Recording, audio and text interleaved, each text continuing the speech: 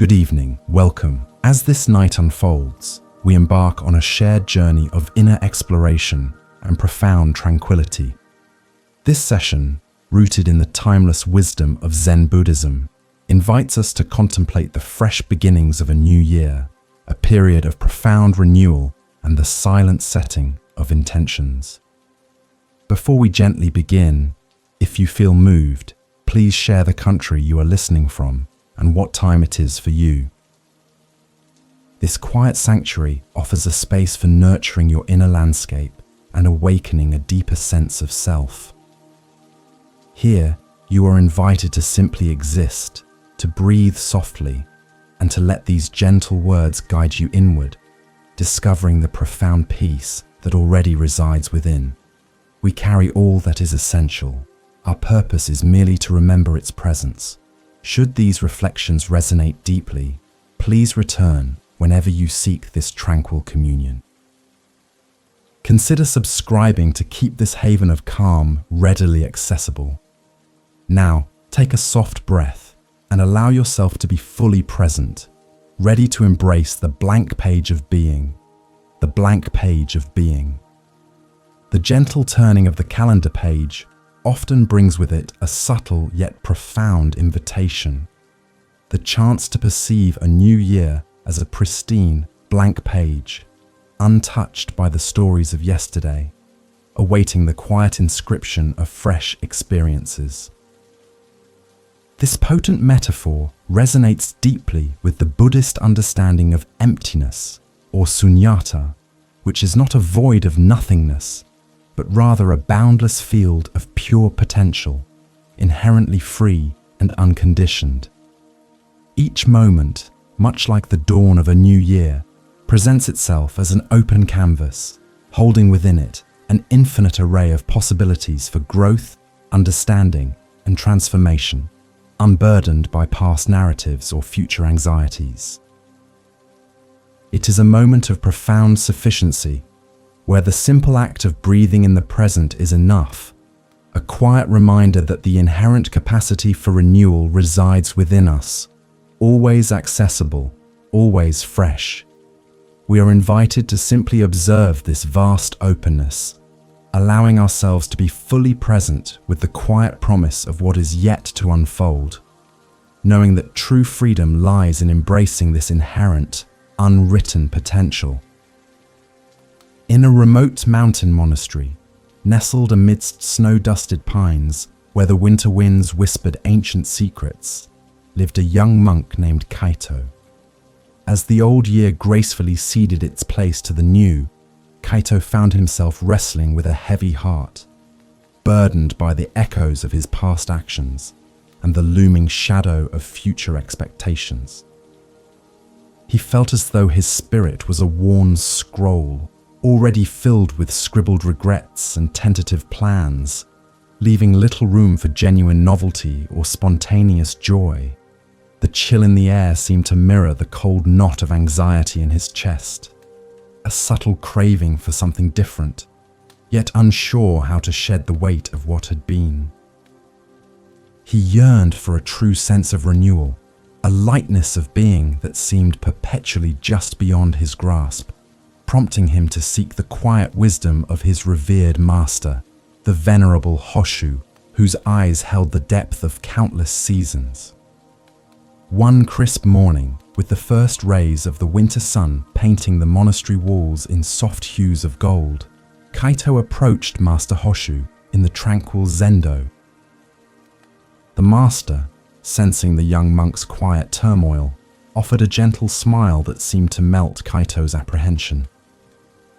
Without a word, Hoshu led Kaito to a small, secluded tea room, its windows overlooking a minimalist rock garden, partially veiled by a fresh blanket of snow, silent and still. There on a low, polished wooden table lay a pristine scroll of parchment, its surface utterly blank, smooth, and inviting. The master simply gestured towards it, his eyes conveying a silent question. "Kaito!" Hoshu's voice was a soft murmur, like the distant rustle of leaves. "What do you see when you gaze upon this scroll?" Is it empty or something more profound? Kaito felt a subtle shift within, a stirring of curiosity replacing his earlier despondency as he contemplated the smooth, unblemished surface before him. Kaito, initially perceiving only a void, slowly allowed his gaze to soften, truly observing the parchment. He saw not an absence, but a boundless field awaiting creation, a realm of pure potential. It was not empty in the sense of lacking, but empty in the sense of being unconditioned, free from any predetermined form or narrative. A profound realization dawned upon him, illuminating his understanding like the sudden break of sunlight through dense clouds. "Master," Kaito whispered, his voice filled with a newfound reverence, "it is not empty. It is pregnant with infinite possibilities, a space where anything can arise, unwritten, yet full." Hoshu nodded, his gaze unwavering. "Indeed, Kaito. And so it is with each moment of our lives, especially as one year gives way to another. The past is but ink on a previous scroll. This moment, this new year, is always a fresh page awaiting your full presence, your awakened awareness to simply be, and to allow what is truly essential to emerge without force or attachment." This poignant story of Kaito and the blank scroll beautifully illustrates the core Buddhist principle of sunyata, or emptiness, which is often misunderstood as a bleak void. Instead, sunyata signifies that all phenomena are devoid of inherent, fixed existence, constantly changing and interdependent, thus making them open to infinite possibilities. The blank page serves as a powerful symbol of this profound truth. It is not nothingness, but rather a boundless field of pure potential, unburdened by preconceived notions or past definitions. Every single breath, every unfolding moment, and certainly the dawn of a new year, presents itself as such a pristine page, offering an unconditioned opportunity for us to engage with life with a beginner's mind, or shoshin. This fresh perspective encourages us to release the heavy weight of old narratives, to let go of fixed identities, and to meet each experience with an open heart and a receptive spirit, recognizing the inherent freedom and renewal that perpetually arise within the present moment. The profound wisdom of approaching life with such an open, unconditioned mind echoes through the teachings of revered Zen masters. Shunryu Suzuki Roshi, a beacon of clarity, often spoke of beginner's mind, or shoshin, reminding us that in the beginner's mind there are many possibilities, but in the expert's mind there are few. This encourages us to shed the accumulated dust of experience and approach each situation, each new day, with the fresh curiosity and boundless wonder of a novice, free from the constraints of expectation or rigid understanding. Similarly, Dogen, with his deep insight, emphasized the importance of shikantaza, or just sitting, urging practitioners to simply be present without seeking to achieve anything, to rest in the pure, unconditioned state of awareness. These teachings converge on the understanding that true wisdom, prajna, unfolds not from accumulation, but from the spaciousness of an open heart and a mind unburdened by past concepts, embracing the inherent emptiness and potential of each moment.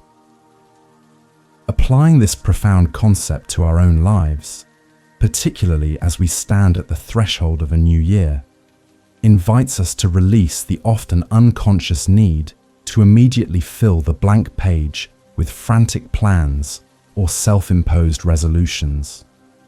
There is a deep, abiding peace to be found in simply acknowledging the pristine nature of this moment, in allowing the unwritten potential to simply be without forcing an agenda upon it.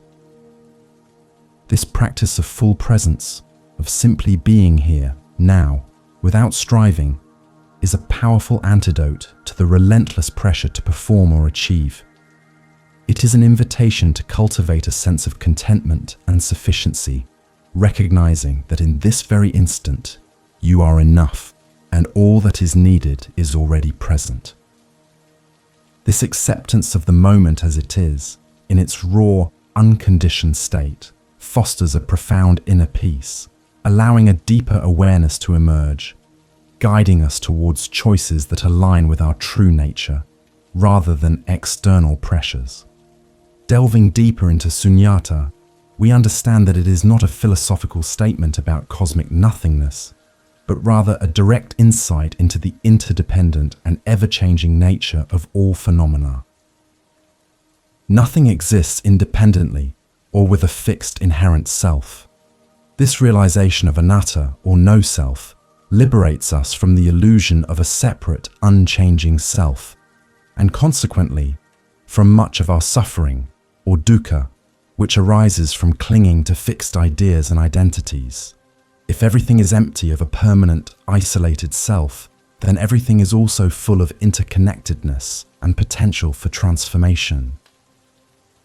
This profound understanding allows us to approach the blank page of the new year, not as an isolated entity trying to forge a destiny, but as an integral part of an ever-unfolding tapestry of existence, where every breath, every thought, every interaction contributes to the dynamic, fluid reality we collectively inhabit, fostering a sense of inner freedom.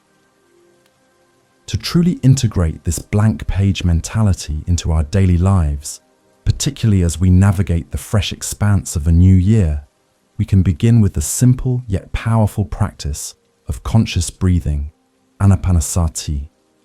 Each inhalation and exhalation becomes an anchor, grounding us firmly in the present moment, allowing us to observe the arising and passing of thoughts and sensations without judgment or attachment.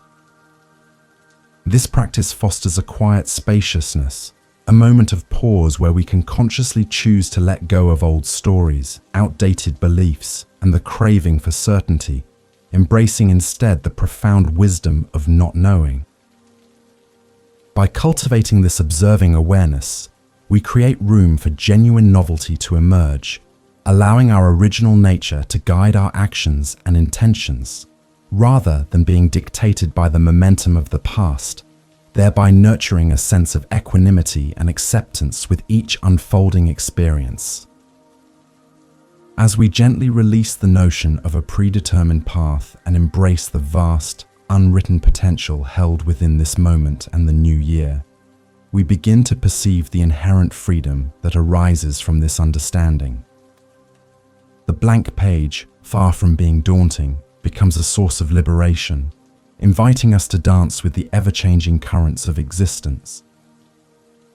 This profound insight into the unconditioned nature of being naturally leads us to reflect upon the fundamental truth of impermanence, anicca, the understanding that everything is in a constant state of flux, always moving, always transforming. It is this very impermanence that ensures the page can always be blank again, always offering a fresh start, a continuous opportunity for renewal, a gentle reminder that nothing is fixed and change is the only constant. Embracing impermanence, anicca. As we gently float into this new year, much like a leaf carried on a serene stream, we are invited to contemplate the profound truth of impermanence, known in Buddhist teachings as anicca.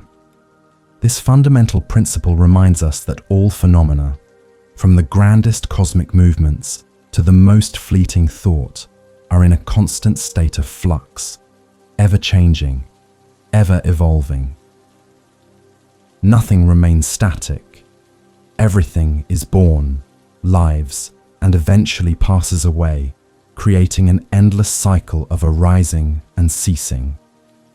Reflecting on the past year, we can observe its ebb and flow, its moments of joy and sorrow, its triumphs and challenges, all having unfolded and now dissolved into the river of time.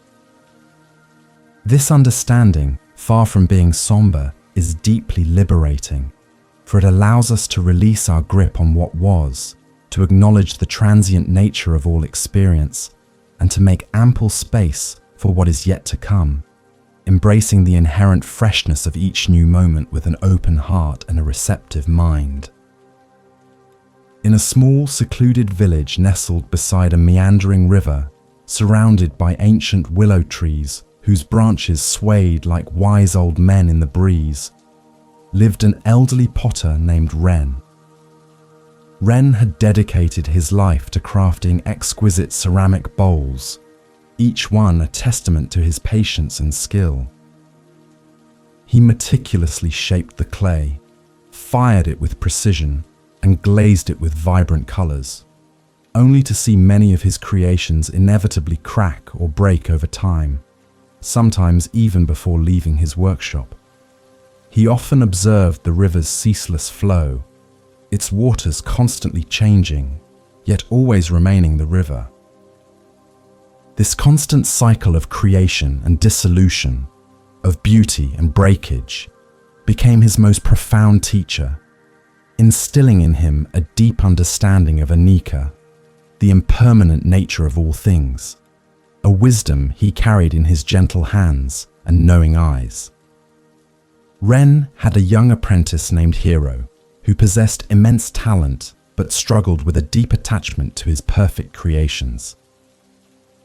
Hero would spend days, sometimes weeks, perfecting a single bowl, only to be devastated when it inevitably suffered a minor flaw during firing, or worse, shattered upon impact.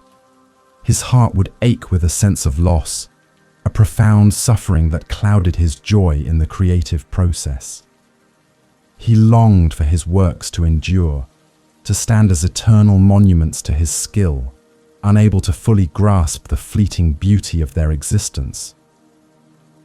One crisp autumn afternoon, as the leaves turned brilliant shades of crimson and gold before falling to the earth, Hero presented Ren with a flawless, intricately carved vase, his masterpiece, hoping for a word of eternal praise, yet fearing its inevitable fragility. Ren gently took the vase, admiring its delicate form and exquisite artistry. He held it for a long moment, his eyes reflecting the soft autumn light filtering through the workshop window. Then, with a serene smile, he placed it back on the table, not with the reverence Hero expected, but with a quiet acceptance. "Hero," Ren began, his voice soft as the rustle of dry leaves, "this vase is indeed beautiful, a testament to your skillful hands and dedicated spirit. But its true beauty lies not in its permanence, for all things are impermanent anicca. Its beauty is in its moment of being, its existence now. To cling to its perceived perfection, to fear its inevitable change or eventual breakage, is to miss the profound joy of its present form. Observe the river, my young friend. Does it cease to be beautiful because its waters are constantly flowing, never the same from one moment to the next?" Hero looked from the vase to the river, then back to his master's calm face. The words settled in his heart like soft rain, washing away some of the clinging and craving that had burdened him. He began to understand that the essence of beauty, and indeed of life itself, was not in eternal preservation, but in the vibrant, transient dance of existence. He saw that his suffering, his trishna, or craving for permanence, stemmed not from the breakage of a pot, but from his resistance to the fundamental truth of anicca. The river, always moving, always changing, yet always itself, became a powerful symbol of this wisdom. It taught him that to truly embrace life, one must embrace its ceaseless flow, its inevitable transformations, finding peace not in holding on, but in gently letting go, like the leaves surrendering to the autumn breeze, knowing that new life will always emerge. This tender story of Ren and Hiro beautifully illustrates the core Buddhist teaching of impermanence and anicca. It shows us that clinging to the idea of things remaining fixed or unchanging inevitably leads to suffering, or dukkha, because reality is inherently fluid.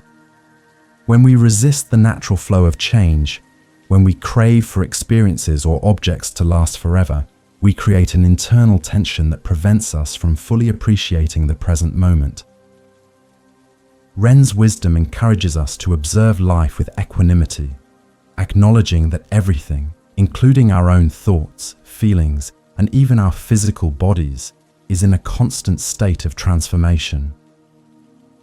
This understanding is not meant to evoke sadness, but to foster a profound sense of liberation, allowing us to engage with life more fully, appreciating its ephemeral beauty without the burden of attachment to its duration, cultivating a deep inner peace.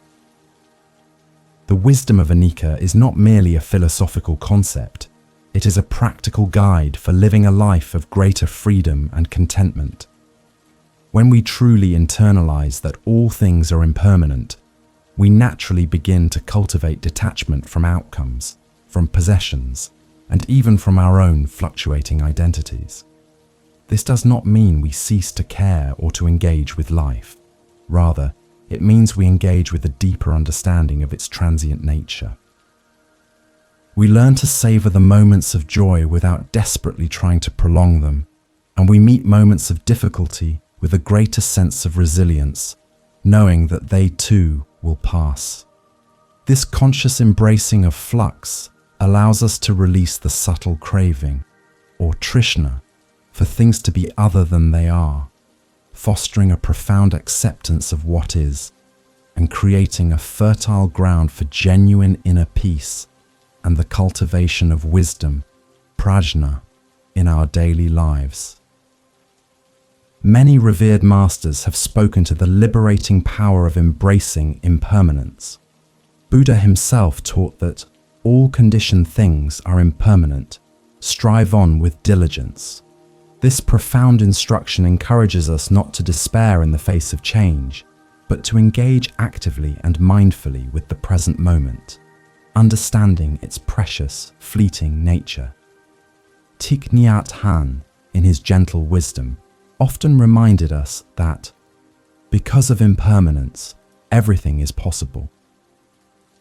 This perspective transforms impermanence from a source of fear into a wellspring of hope and potential, highlighting that change is what allows for renewal, for growth, and for fresh beginnings. These teachings underscore that by truly accepting anicca, we open ourselves to the boundless possibilities of each moment, stepping away from the suffering caused by clinging and moving towards a deeper sense of inner freedom and acceptance.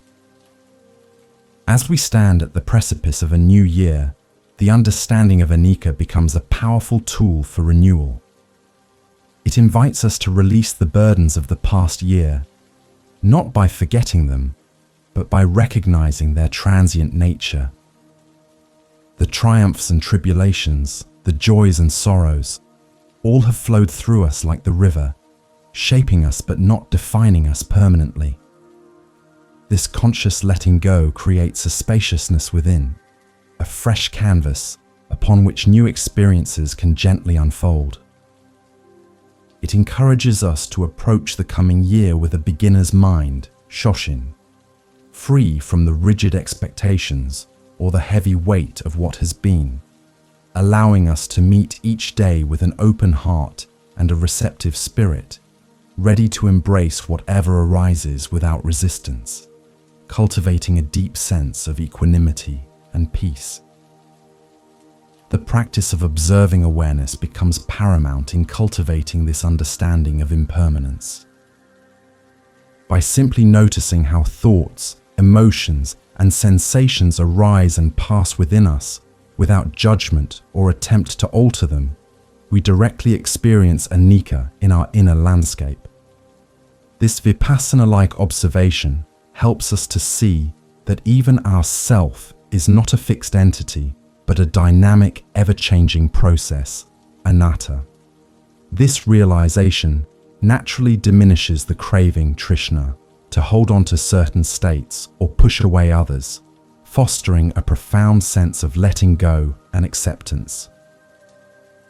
It is through this direct, experiential understanding that we truly begin to live in alignment with the natural flow, wu wei of life, finding a deep sense of contentment and sufficiency in the present moment, prepared to gently release the past and step into the new. Now, as we absorb the liberating truth of impermanence, we are naturally led to its profound companion, the art of letting go, a practice that enables us to truly embrace the blank page of being. The art of letting go detachment. The profound understanding of impermanence, anicca, naturally paves the way for the art of letting go, a practice known in Buddhism as detachment or non-attachment. This is not about apathy or indifference, but rather about releasing the tight grip of craving, trishna, on outcomes, possessions, and even our own fixed ideas about ourselves and the world. It is a liberation from the suffering, dukkha, that arises when we cling to things that are inherently transient, trying to force them to remain as they are or as we wish them to be. Letting go is an active, compassionate choice to flow with life's natural currents, to accept what arises with equanimity, and to find a deep, inner freedom regardless of external circumstances.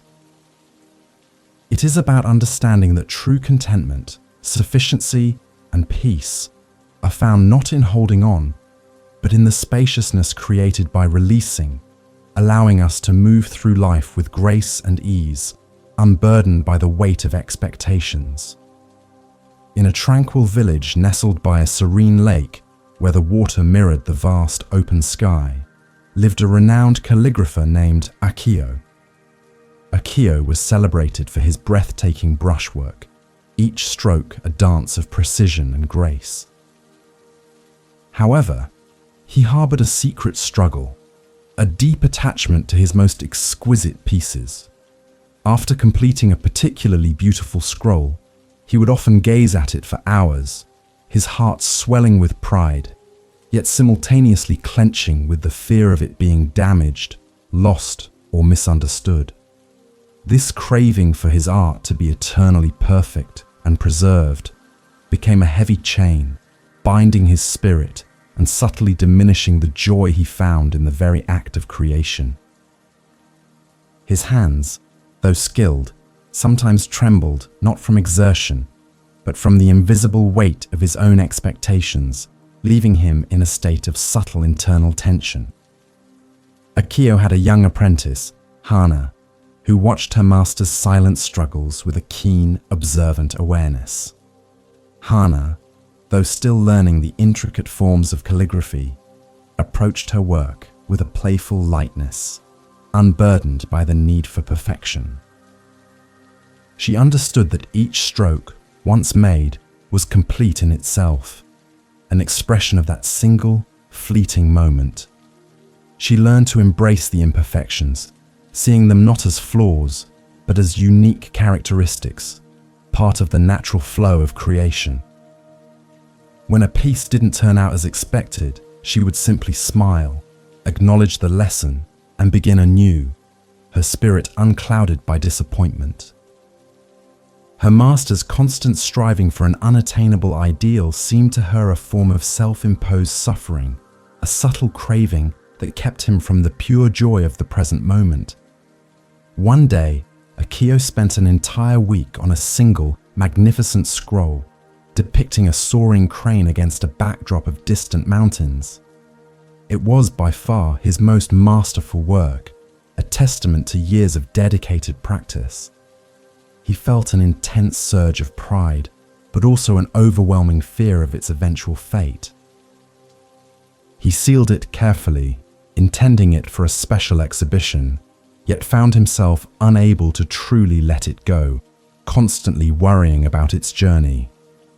Hannah, noticing his agitation, gently suggested, "Master, this scroll is indeed beautiful, but its beauty is already complete. To cling to it now is to diminish the joy it brought you in its creation. Once the brush leaves the paper, the work is done. Its destiny is no longer yours to control. Can you not release it as the crane releases itself to the wind?" Akio looked at Hana, her words resonating with a simple truth he had long overlooked. He realized his attachment, his craving for control and permanence, was indeed the source of his suffering, his dukkha. He saw that true freedom, inner freedom, lay not in possessing the perfect scroll, but in the act of creation itself, and then in the act of letting go. He remembered the teachings of the Buddha about the impermanence of all things, anicca, and the wisdom of non-attachment. With a deep breath, he gently nodded, a profound sense of peace washing over him, like the quiet ripples across the lake. He understood that his art, like all of life, was a continuous flow, a dance of arising and ceasing, and that his role was simply to participate fully, then to release. This story of Akio and Hana beautifully illustrates the transformative power of detachment, or non-attachment. It is not about abandoning responsibility or love, but about releasing the grip of craving, trishna, and the mental suffering, dukkha, that arises from trying to control what is inherently uncontrollable. Akio's attachment to his calligraphy caused him anxiety and diminished his joy, while Hana's natural non-attachment allowed her to experience the pure delight of creation and the freedom of acceptance. This practice cultivates equanimity, allowing us to navigate the ups and downs of life with greater stability and inner peace, recognizing that everything is impermanent and constantly changing, and that our happiness does not depend on things remaining fixed or aligning with our specific desires, fostering a deep sense of contentment.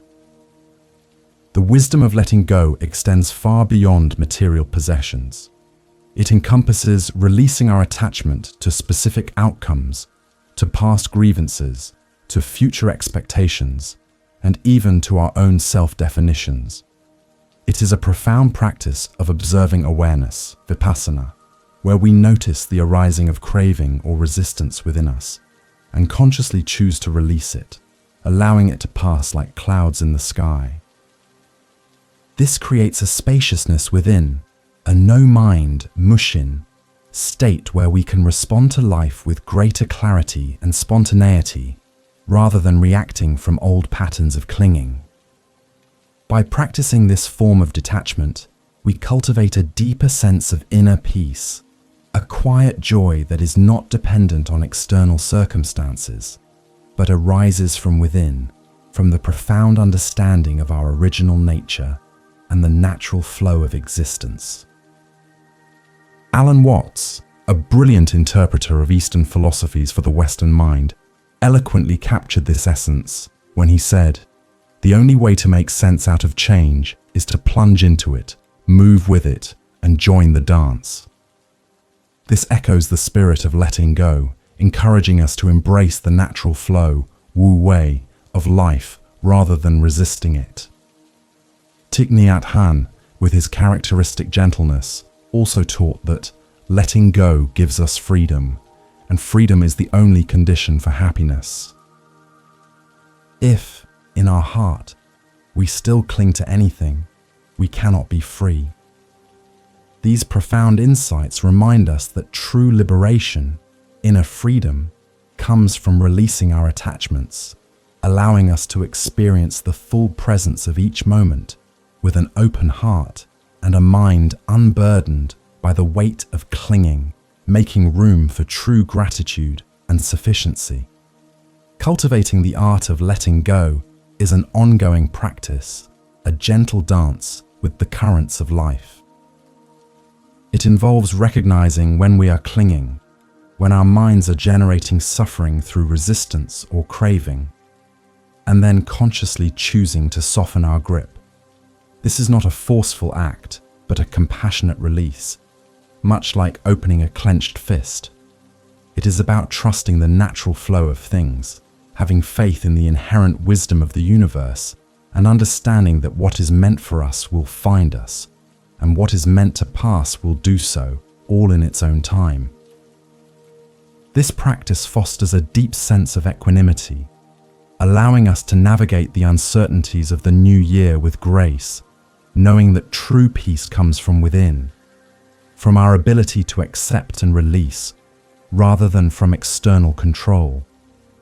As we stand at the threshold of a new year, the practice of letting go becomes a powerful act of self-compassion and renewal. It invites us to consciously release the narratives, the expectations, and the burdens of the past year, creating a fresh, clear space within. This act of non-attachment allows us to approach the blank page of the new year with a sense of wonder and openness, free from the heavy weight of what has been. It is a profound acceptance of the present moment, a recognition of our inherent sufficiency, and a readiness to embrace whatever arises with a beginner's mind, shoshin, allowing us to move forward with a lightness of being, cultivating inner peace and true gratitude for the unfolding journey, prepared to set our intentions. Now, with this understanding of impermanence and the liberating power of letting go, we are ready to turn our attention to the foundational intentions that can guide our new year. The first great vow, a commitment to universal compassion. The first great vow, universal compassion, metta karuna. As we gently release the grip of attachment and embrace the flowing nature of impermanence, our hearts naturally soften, opening to a boundless capacity for connection. This spaciousness within us prepares the ground for the first great vow, a cornerstone of the bodhisattva path. Beings are numberless, I vow to save them all. This powerful aspiration is not a literal promise to individually rescue every living creature, but rather a profound commitment to cultivate an expansive sense of empathy, loving kindness metta, and active compassion karuna towards all beings, without exception. It is an intention to live in a way that alleviates suffering dukkha and promotes well-being for all, recognizing our deep interconnectedness. This vow calls us to extend our circle of care beyond ourselves, our immediate family, or our familiar community, inviting us to see the inherent worth and shared vulnerability in every living being, fostering a deep sense of inner peace that radiates outward. This vow asks us to consider our actions, words, and even our thoughts through the lens of universal compassion. It encourages us to dismantle the barriers of separation that our minds often construct, recognizing that the suffering of one is, in a subtle yet profound way, connected to the suffering of all. When we cultivate metta, we actively wish for the happiness and freedom from suffering of all beings, nurturing a boundless heart. Karuna, on the other hand, is the active response to perceived suffering, the heartfelt desire and intention to alleviate it. Together, they form the bedrock of a compassionate life, guiding us to engage with the world not from a place of fear or self-interest, but from a deep wellspring of kindness and understanding. This profound commitment shapes our approach to the new year, transforming it from a mere passage of time into a sacred opportunity to embody universal love and care, cultivating a deep sense of contentment. To truly embrace this vow, we are invited to practice observing awareness, sati, noticing how our minds categorize and separate, and then consciously choosing to expand our circle of compassion. This might begin with extending kindness to ourselves, recognizing our own struggles and imperfections with self-compassion. From there, we gradually extend this metta to loved ones, then to neutral persons, then to those we find challenging, and finally, to all beings everywhere, without distinction. This is a gradual unfolding of the heart, a gentle release of judgment, and a deepening of understanding. The practice helps us to see beyond superficial differences, to connect with the shared humanity and sentience that binds us all, fostering a sense of inner freedom that arises from genuine connection, recognizing the interconnectedness of all life. The first great vow is also a powerful antidote to the suffering of isolation and the craving for individualistic gain. When we dedicate our lives to the well-being of all, we transcend the narrow confines of ego and discover a profound sense of purpose and belonging within the larger Sangha, the spiritual community of all beings. It reminds us that our own liberation is inextricably linked to the liberation of others, that true nirvana is not an individual escape, but a collective awakening. This vow encourages us to engage with the world with a sense of responsibility and care, to be agents of healing and kindness wherever we are, in whatever capacity we can. It transforms the blank page of the new year into an opportunity to inscribe acts of compassion, words of kindness, and thoughts of boundless love, creating a ripple effect of positive change. Consider the immense power of this intention as you welcome the new year. It is a vow that transcends personal resolutions, elevating our aspirations to a universal scale.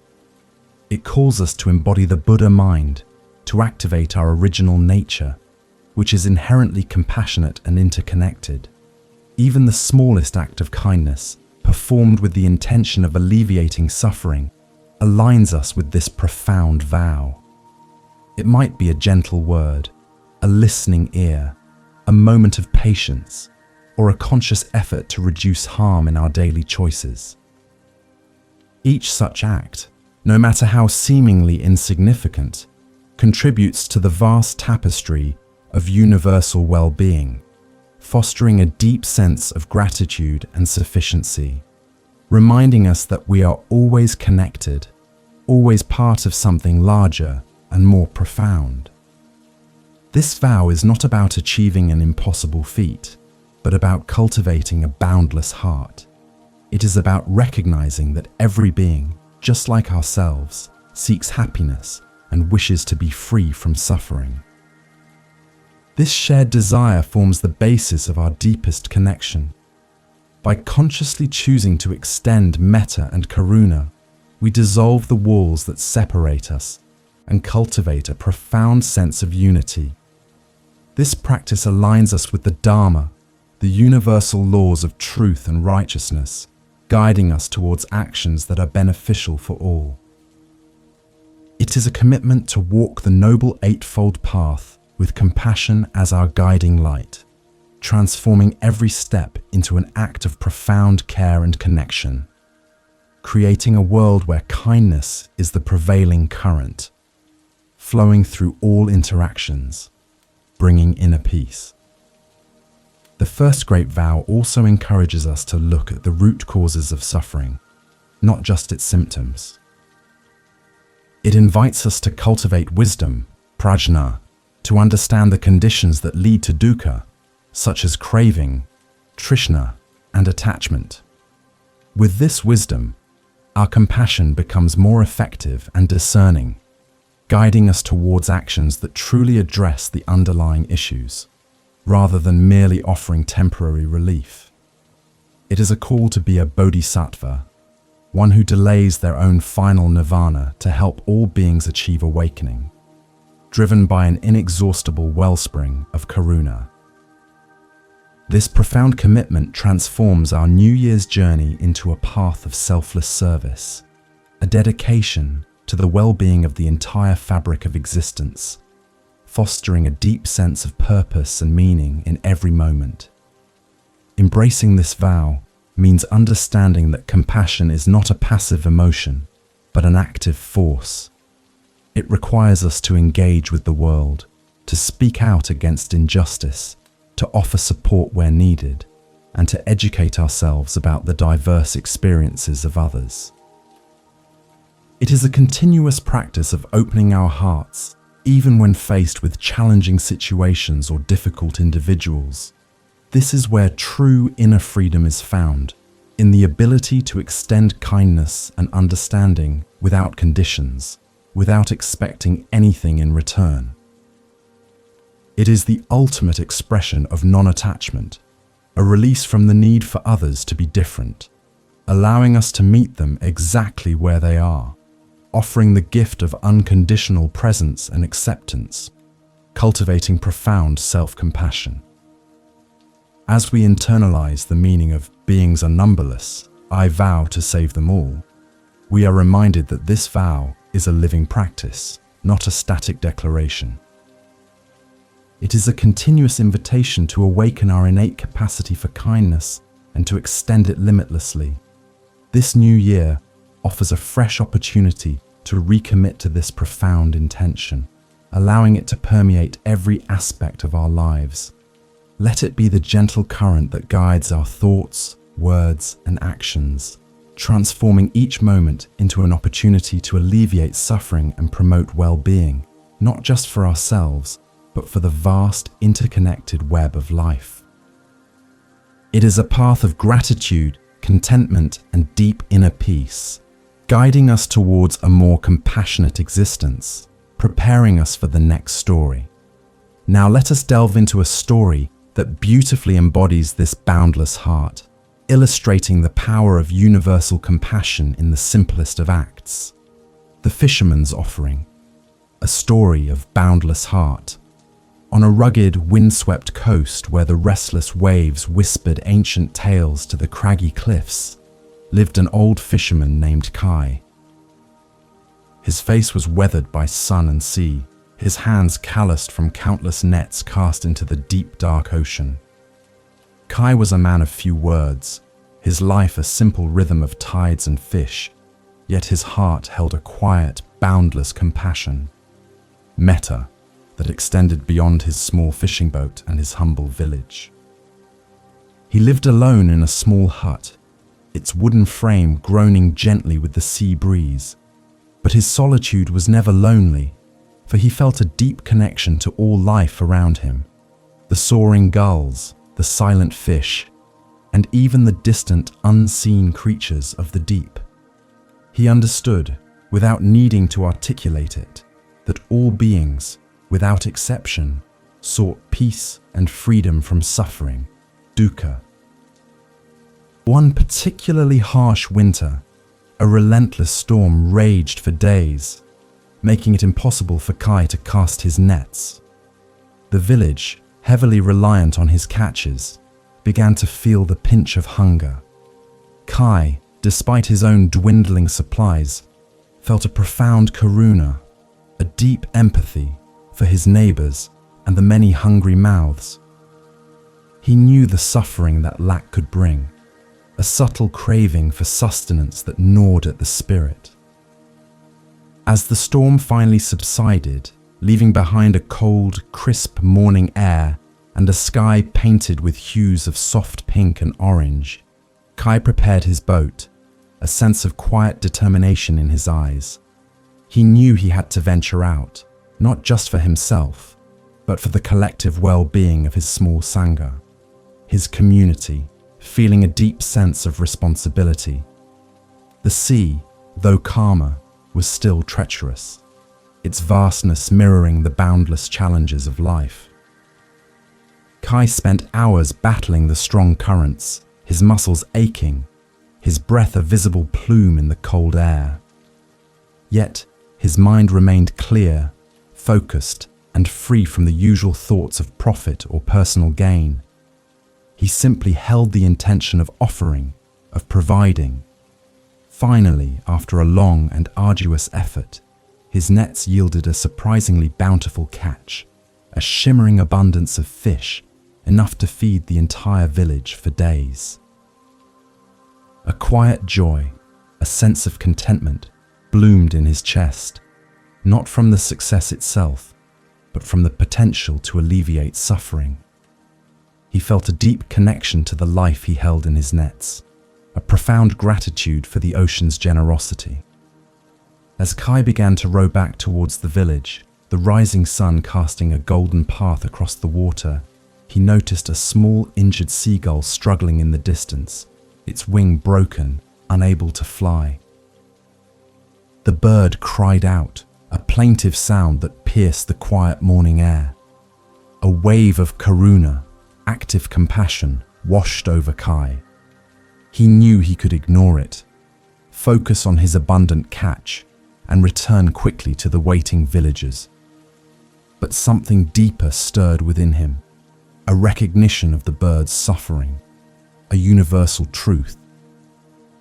Without hesitation, he changed course, gently navigating his boat towards the distressed creature, his heart guiding his hands, forgetting his own fatigue and the urgency of his return. Reaching the seagull, Kai carefully scooped it from the water, cradling its fragile body in his calloused hands. He examined its broken wing with a tender touch, his eyes filled with metta, loving kindness. He knew he could not heal it instantly, but he could offer comfort. From his meager supplies, he took a small portion of his fresh catch, meticulously cutting it into small, manageable pieces, and gently offered it to the bird. The seagull, initially wary, slowly began to eat, its cries softening into quiet chirps of gratitude. Kai stayed with the bird for a long time, sharing his warmth, his presence, and a portion of the very food intended for his village, embodying a profound sense of non-attachment to his catch. Kai then carefully fashioned a makeshift splint for the bird's wing, using a piece of driftwood and some twine from his boat.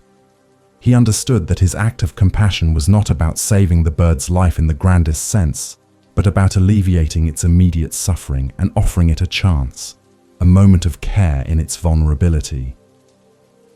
He then gently placed the bird in a sheltered nook on the cliff face, a place where it would be safe from predators and could rest, periodically returning to check on it in the following days.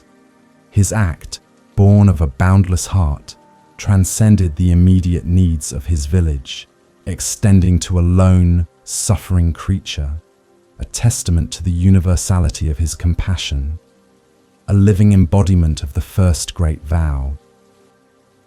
When Kai finally returned to the village, much later than expected, the villagers were anxious but relieved to see his boat laden with fish. They questioned his delay, and Kai, with his usual quiet demeanor, simply recounted his encounter with the injured seagull, his voice devoid of self-importance. To his surprise, the villagers, initially focused on their hunger, listened intently, and a quiet awe settled over them. They saw not just a fisherman, but a man who lived the Dharma, embodying the principles of karuna and metta in a tangible, selfless way. His simple act of kindness resonated deeply, reminding them of their own capacity for compassion, creating a ripple of understanding throughout the community. Kai's story teaches us that the first great vow, "Beings are numberless, I vow to save them all," is not a grand, impossible declaration, but a living practice of extending our hearts to all beings, great and small, seen and unseen. It is the recognition that every life holds inherent worth and deserves compassion.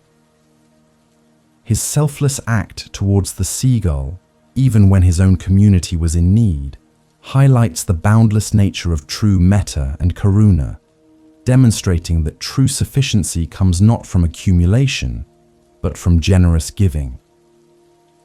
This story invites us to reflect on how we can embody this vow in our own lives, how we can extend our circle of care beyond our immediate concerns, fostering a deeper sense of connection and inner peace with all of existence, cultivating a profound sense of gratitude. The sensory details of the rugged coast, the vast ocean, the cold air, and the struggling bird all serve to ground this story in a tangible reality, making Kai's compassion feel real and accessible. His quiet determination, his focus on offering, and his gentle touch all paint a picture of a man deeply aligned with the Buddha mind, his original nature. This is a profound example of how the Noble Eightfold Path is not an abstract philosophy, but a living way of being, where right intention and right action naturally flow from a heart filled with karuna. It reminds us that true inner freedom and contentment arise not from the absence of challenges, but from our capacity to meet them with an open heart and a compassionate spirit, embracing the natural flow of life. Now let us pause and delve deeper into the meaning of Kai's actions, translating this beautiful narrative into the core Buddhist principles of metta and karuna, understanding how this vow guides our actions and perceptions towards all beings. Exegesis: cultivating karuna and metta. The moving story of Kai, the compassionate fisherman, offers a vivid illustration of the first great vow. Beings are numberless. I vow to save them all. This vow, at its heart, is an invitation to cultivate metta, or loving kindness, and karuna, or active compassion, as the guiding principles of our lives. Metta is the boundless wish for all beings to be happy, healthy, and free from suffering, dukkha, a radiant warmth of goodwill that extends unconditionally. Karuna is the empathetic response to suffering, the heartfelt desire and intention to alleviate it, moving us to action. Kai's decision to divert his journey and share his precious catch with an injured seagull, even amidst his village's hunger, perfectly encapsulates this universal, non-discriminatory compassion.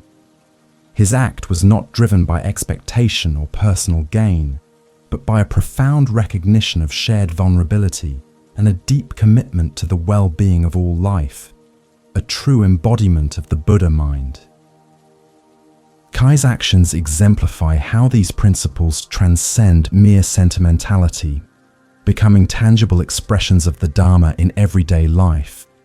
His compassion for the seagull was an unconditioned response, arising from an inner wellspring of kindness that saw no distinction between human and animal, between the needs of his village and the suffering of a single bird.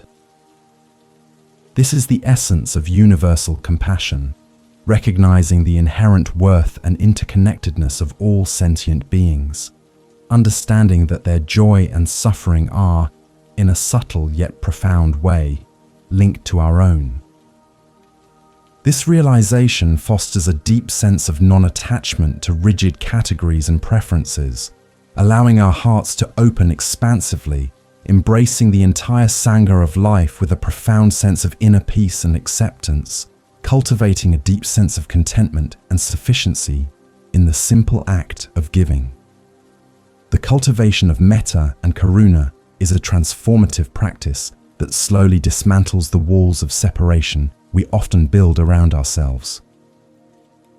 It begins with self-compassion, extending kindness and understanding to our own imperfections and struggles, recognizing that we too are beings who desire happiness and freedom from suffering. From this foundation, we gradually expand our circle of care, first to loved ones, then to neutral persons, then to those we find challenging, and finally, to all beings everywhere, without exception. This practice helps us to release the craving, Trishna, for things to be different, allowing us to meet each being with an open heart and a receptive mind, fostering a deep sense of equanimity. It is a continuous process of softening, of opening, and of allowing our innate capacity for love to flow freely, unhindered by judgment or fear. The story of Kai also highlights the practical application of the Noble Eightfold Path. His right intention was clearly rooted in compassion. His right action was to care for the bird, and his right livelihood was imbued with a sense of service beyond mere sustenance. This demonstrates that the path to awakening, the Magga, is not an abstract journey, but a living, breathing engagement with the world, guided by ethical principles, sila. When our actions are imbued with metta and karuna, they naturally align with the Dharma, creating positive karma and contributing to the well-being of ourselves and others. This conscious way of living transforms ordinary moments into opportunities for profound spiritual practice, fostering a deep sense of purpose and inner freedom, reminding us of our original nature. Many enlightened masters have emphasized the central role of compassion. Buddha taught, just as a mother would protect her only child with her life, even so, let one cultivate a boundless love towards all beings. This powerful metaphor underscores the fierce, protective, and unconditional nature of metta. Thich Nhat Hanh, with his gentle wisdom, often reminded us that when you plant a seed of compassion, you are the first to blossom. This beautiful image illustrates that cultivating karuna and metta is not merely for the benefit of others, but is profoundly transformative for our own inner landscape, bringing a deep sense of joy, peace, and contentment, reminding us that we are all interconnected, part of a vast and beautiful web of life.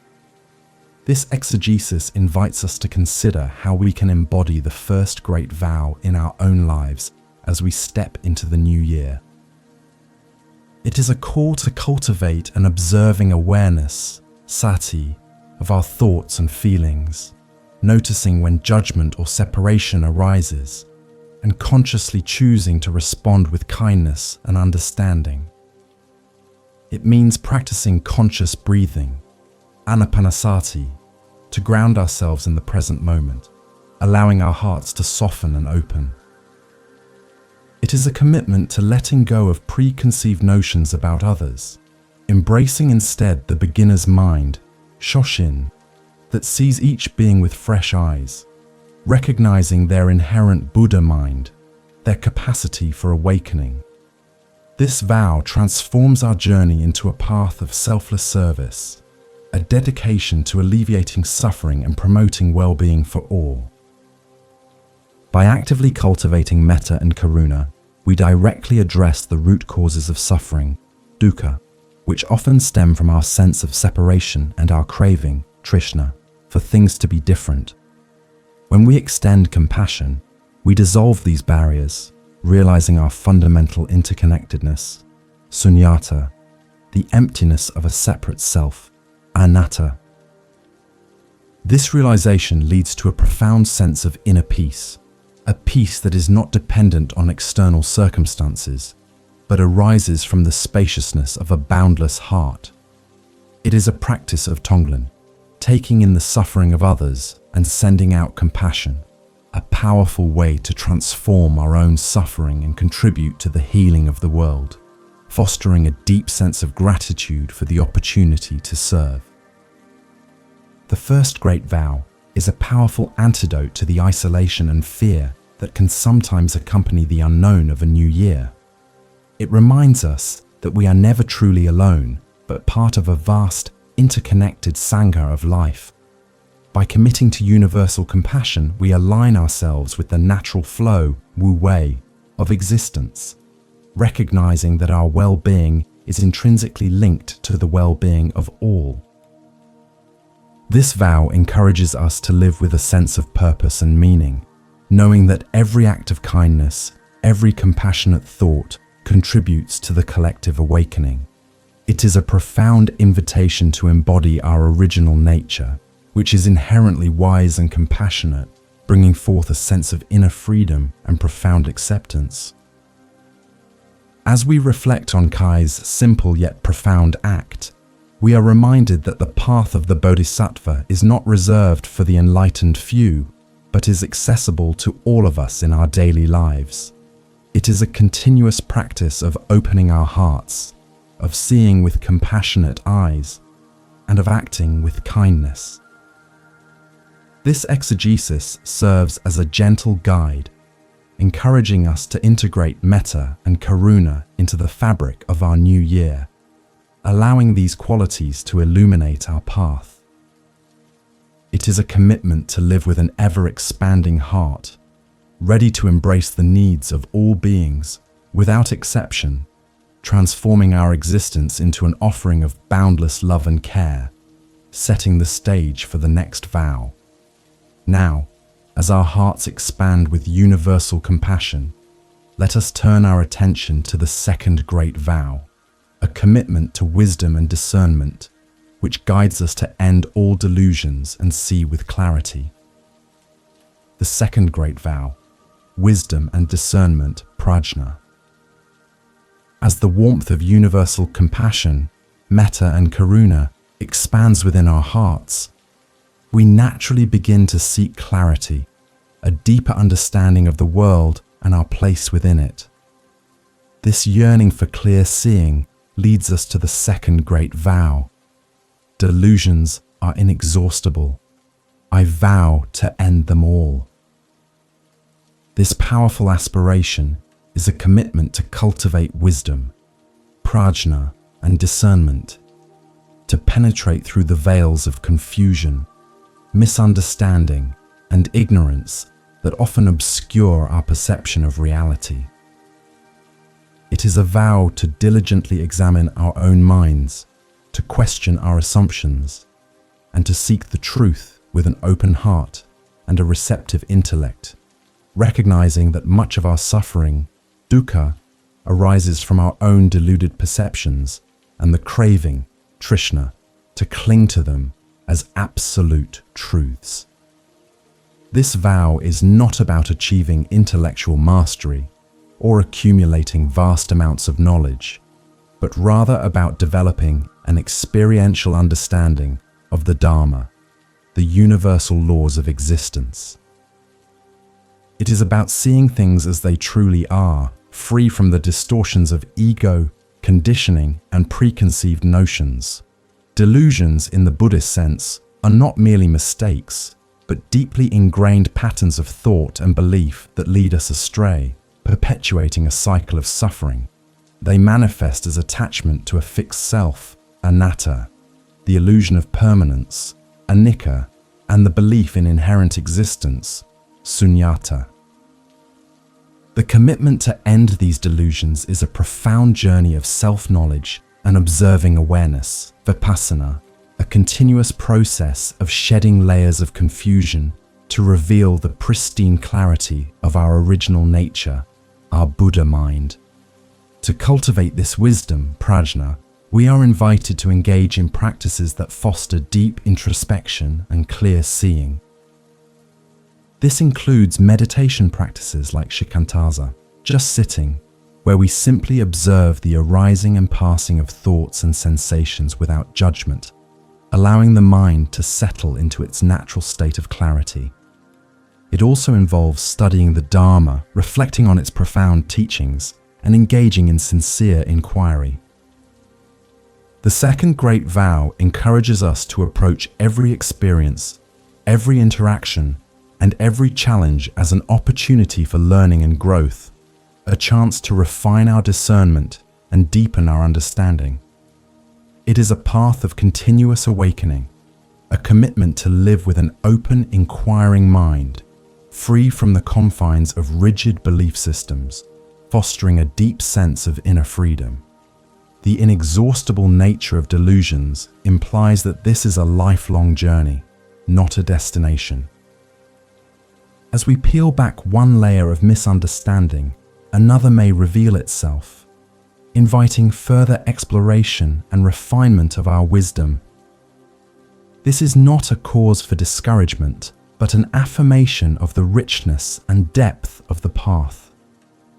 Each delusion overcome, each moment of clarity gained, contributes to a profound sense of inner peace and contentment, allowing us to navigate the complexities of life with greater grace and understanding. The second great vow reminds us that the pursuit of wisdom is an act of self-compassion, as it directly alleviates the suffering caused by ignorance and confusion, guiding us towards a life lived in alignment with truth and clarity. Embracing this vow means developing a beginner's mind, shoshin, approaching every situation with freshness and curiosity, rather than relying solely on past experiences or established beliefs.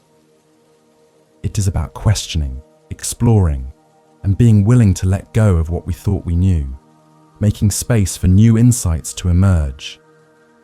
This practice fosters a deep sense of humility and intellectual honesty, recognizing that true wisdom is often found in the spaciousness of not knowing, in the willingness to remain open and receptive. As we commit to ending delusions, we are actively participating in our own liberation, clearing the path towards a more authentic and awakened existence, one breath at a time, cultivating a profound sense of gratitude for the journey. This vow is also intrinsically linked to the Noble Eightfold Path, specifically right understanding, right thought, and right mindfulness. Right understanding involves seeing the Four Noble Truths and the nature of reality with clarity. Right thought encompasses thoughts of renunciation, goodwill, and non-harming, free from deluded intentions. Right mindfulness, sati, is the practice of full presence, allowing us to observe our mental states without getting entangled in them, thereby revealing their impermanent nature. By diligently cultivating these aspects of the path, we actively work towards ending delusions, one by one, bringing greater clarity and wisdom into our lives.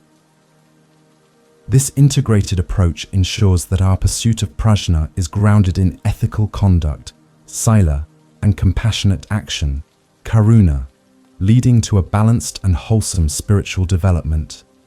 The second great vow transforms the blank page of the new year into an opportunity for deep introspection and intellectual honesty. It invites us to examine the narratives we tell ourselves, the beliefs we hold, and the assumptions that guide our actions. Are these truly serving our highest good and the well-being of all, or are they rooted in delusion and attachment? By asking these questions with sincerity and courage, we begin the process of untangling ourselves from the web of confusion, paving the way for profound insights to emerge. This is a commitment to clarity, to truth, and to living in alignment with the Dharma, fostering a deep sense of inner freedom and an authentic connection to our original nature. The journey of ending delusions is a continuous practice of observing awareness, vipassana, where we learn to witness the arising and passing of mental formations without identifying with them. We recognize that thoughts are impermanent, anicca, and not inherently ours, helping us to detach from their power. This process gradually weakens the hold of craving trishna and helps us to see through the illusion of a fixed self, anatta. As we cultivate this wisdom, prajna, we move closer to nirvana, the cessation of suffering, finding a profound sense of peace and contentment in the simple clarity of being. It is a path of liberation, a continuous unfolding of our deepest potential, guided by the light of discernment and an unwavering commitment to truth. As we reflect on the boundless nature of delusions and our vow to end them all, we are reminded of the profound power of introspection and the courage it takes to look within. This commitment to wisdom, prajna, is a testament to our desire for genuine liberation and a life lived with clarity and purpose. It is a journey that requires patience, perseverance, and a deep trust in the process of awakening, knowing that each step we take towards understanding brings us closer to our true selves, making room for the next inspiring story. Now, let us journey into a narrative that beautifully illustrates this quest for clear seeing. A tale of a monk who learns to distinguish reality from illusion amidst a mountain fog, guided by the wisdom of his master. The Monk and the Mist, a story of clear seeing. High in the secluded mountains, where ancient cedars clawed at the sky and silent streams carved paths through granite, stood a small, weathered monastery.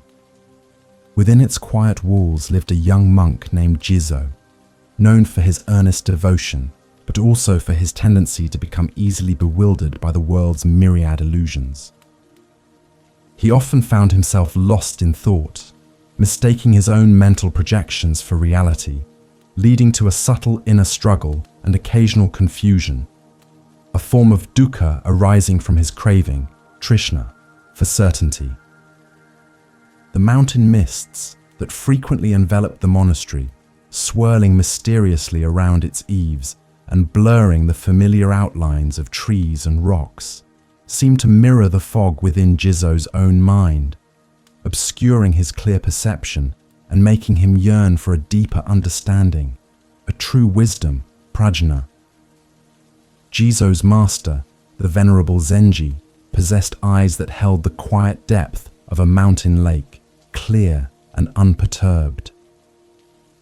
Zenji observed Jizo's struggles with gentle compassion, karuna, understanding that the path to wisdom often begins in confusion.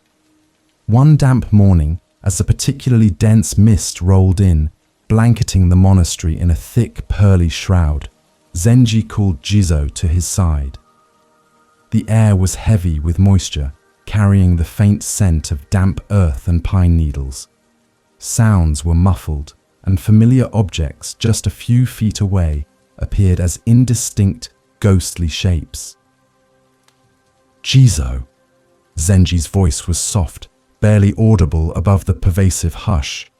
Let us take a walk, and as we do, tell me what you truly see. Jizo felt a tremor of anticipation, sensing a profound lesson was about to unfold, a chance to pierce through his own inner fog. As they stepped out, the world transformed into an ethereal landscape of muted greys and whites.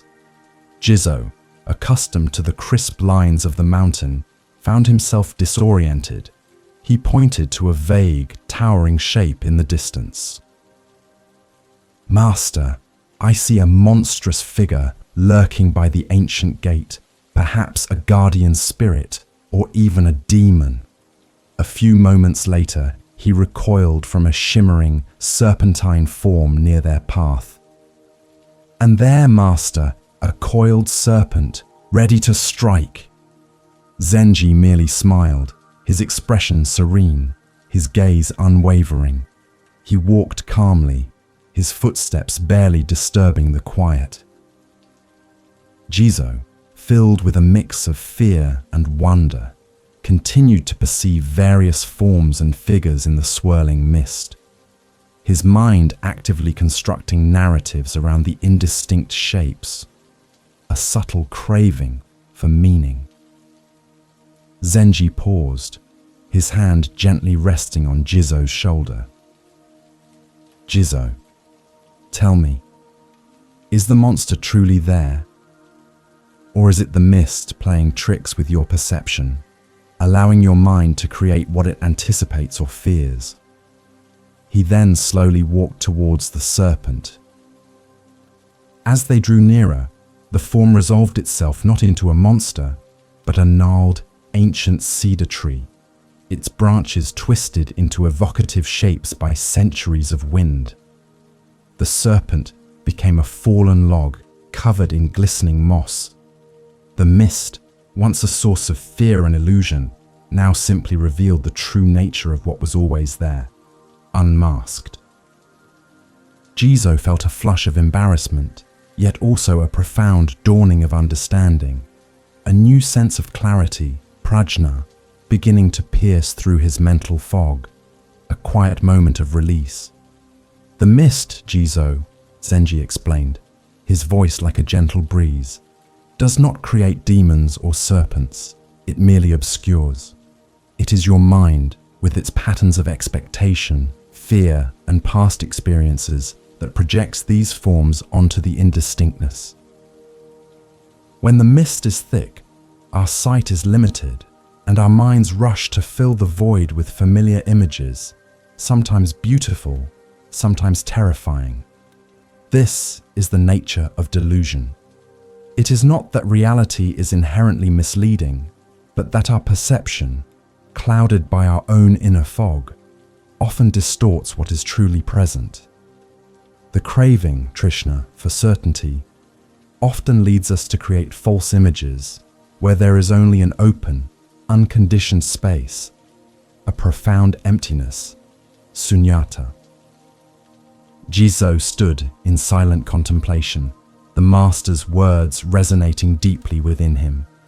He began to see that his struggles were not with external monsters or serpents, but with the internal projections of his own mind, his own anatta, the illusion of a fixed, separate self that clung to these perceptions. The mountain mist became a powerful metaphor for the confusion that often clouds our understanding, the delusions that prevent us from seeing things as they truly are. He realized that true wisdom, prajna, was not about finding answers in the mist, but about learning to perceive the mist itself as it is, a transient phenomenon, impermanent, anicca, that obscures but does not fundamentally alter the underlying reality. His focus shifted from trying to define what was in the mist to simply observing the mist itself, cultivating a deep sense of observing awareness, vipassana. "So, Master," Jizo asked, his voice now clearer, "how do we end these delusions? How do we see through the mist, even when it is thick around us?" Zenji smiled, his eyes twinkling. "By not trying to see through it, Jizo. By simply being present with the mist as it is, without projecting, without naming, without clinging to what you think you see. By cultivating a beginner's mind, Shoshin, that is open to not knowing. By observing awareness, Sati, of your own mind's tendency to create stories. When the mind is still, like the deep mountain lake, the mist of delusion eventually disperses on its own, revealing the clear sky that was always there.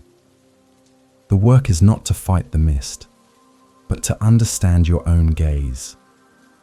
This is the path of true wisdom, prajna, and inner freedom. This experience profoundly shifted Jizo's approach to his practice. He began to apply Zenji's lesson to his daily life, observing his thoughts and emotions like fleeting mists, recognizing how his mind often created narratives and judgments where there was only the raw, unconditioned experience. He practiced letting go of his craving, Trishna, for certainty, embracing the spaciousness of not knowing, cultivating a deep sense of equanimity.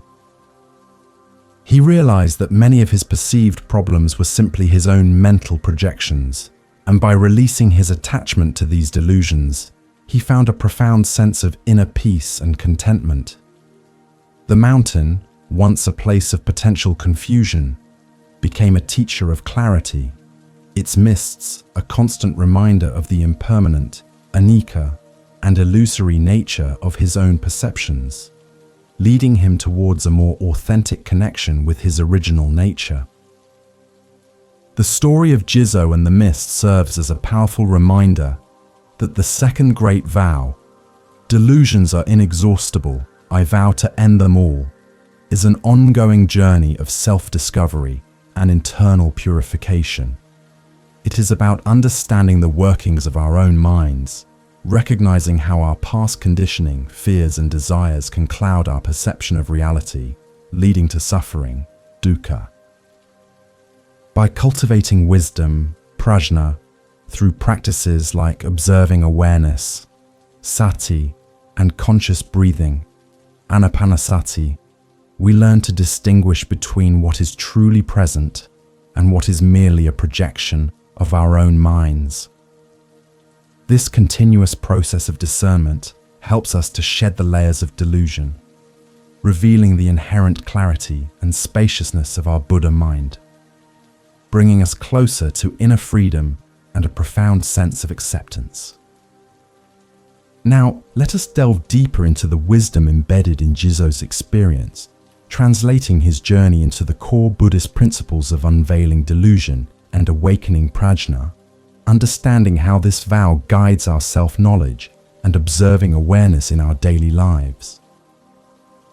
Exegesis: unveiling delusion and awakening prajna. The poignant tale of Jizo and the mountain mist serves as a powerful allegory for the second great vow. Delusions are inexhaustible. I vow to end them all. This narrative beautifully illustrates how our perception of reality can be clouded by our own mental projections, fears, and expectations, leading us into states of confusion and suffering, dukkha. Delusions, in the Buddhist context, are not simply errors in judgment, but deeply ingrained patterns of mind that obscure the true nature of existence, preventing us from seeing things as they truly are. Jizo's journey from perceiving monsters to recognizing gnarled trees and fallen logs reflects the process of awakening prajna, or wisdom, which is the clear, direct insight into reality, free from the distortions of craving, trishna, and ignorance. The Master Zenji's gentle guidance to Jizo highlights the core teaching that delusions arise not from external reality itself, but from our mind's tendency to project its own interpretations onto an ambiguous world. The mist did not create the monster. Jizo's mind, fueled by past fears or expectations, did. This resonates with the concept of sunyata, emptiness, which teaches that all phenomena are devoid of inherent, fixed existence. When we cling to fixed ideas or identities, we are caught in delusion. The path to ending these delusions involves cultivating and observing awareness, sati, of these mental projections, recognizing them as transient, impermanent, anicca, formations of the mind, rather than objective truths. This practice of vipassana allows us to detach from these projections, leading to greater clarity and inner peace, a profound sense of contentment. Cultivating prajna is a continuous process of self-knowledge, a deep inquiry into the nature of our own minds. It involves examining our beliefs, assumptions, and habitual ways of thinking, asking ourselves, is this truly real, or is it a projection? Am I seeing what is, or what I expect to see, or what I fear to see? This honest introspection, guided by a beginner's mind, Shoshin, helps us to dismantle the layers of delusion that obscure our original nature, our Buddha mind. It is a commitment to intellectual and spiritual honesty, a willingness to let go of comfortable but ultimately false narratives. The second great vow calls us to be relentless in our pursuit of truth, not in an aggressive way, but with a gentle, persistent curiosity, fostering a deep sense of inner freedom and acceptance. The story also underscores the interconnectedness of all the Buddhist teachings. Jizo's initial fear and confusion stemmed from a subtle craving, trishna, for certainty in an uncertain world, a resistance to the impermanence, anicca, of the mist. His eventual clarity came from practicing non-attachment to his own perceptions and embracing the emptiness, sunyata, of fixed forms. This holistic approach, integrating observing awareness, sati, with the understanding of anicca, sunyata, and anatta, the no-self, is fundamental to awakening prajna. When we see that all phenomena are interdependent and lack inherent existence, the power of delusion naturally diminishes, leading us closer to nirvana, the cessation of suffering. This profound insight transforms our daily lives into a continuous practice of awakening. Many enlightened teachers have illuminated the path to wisdom. Dogen Zenji, emphasizing direct experience, taught, "To study the way is to study the self. To study the self is to forget the self. To forget the self is to be enlightened by all things." This points to the idea that by deeply examining our own minds and releasing the illusion of a separate self, anatta, we awaken to the interconnectedness of all existence and the inherent wisdom within. Alan Watts, in his accessible style, often remarked, "Trying to manage things, trying to control things, trying to make things permanent is only adding to the confusion." Ooh, these profound words echo the essence of letting go and embracing the impermanence of all things, guiding us towards a deeper sense of inner peace and true self-compassion. The second great vow, then, is a commitment to live with an inquiring mind, always seeking clarity, always willing to challenge our own assumptions. It is a practice of constant refinement, a continuous shedding of what is not true to reveal what is. This journey of unveiling delusion is profoundly liberating, as it frees us from the suffering caused by misperception and the craving, trishna, to cling to false notions.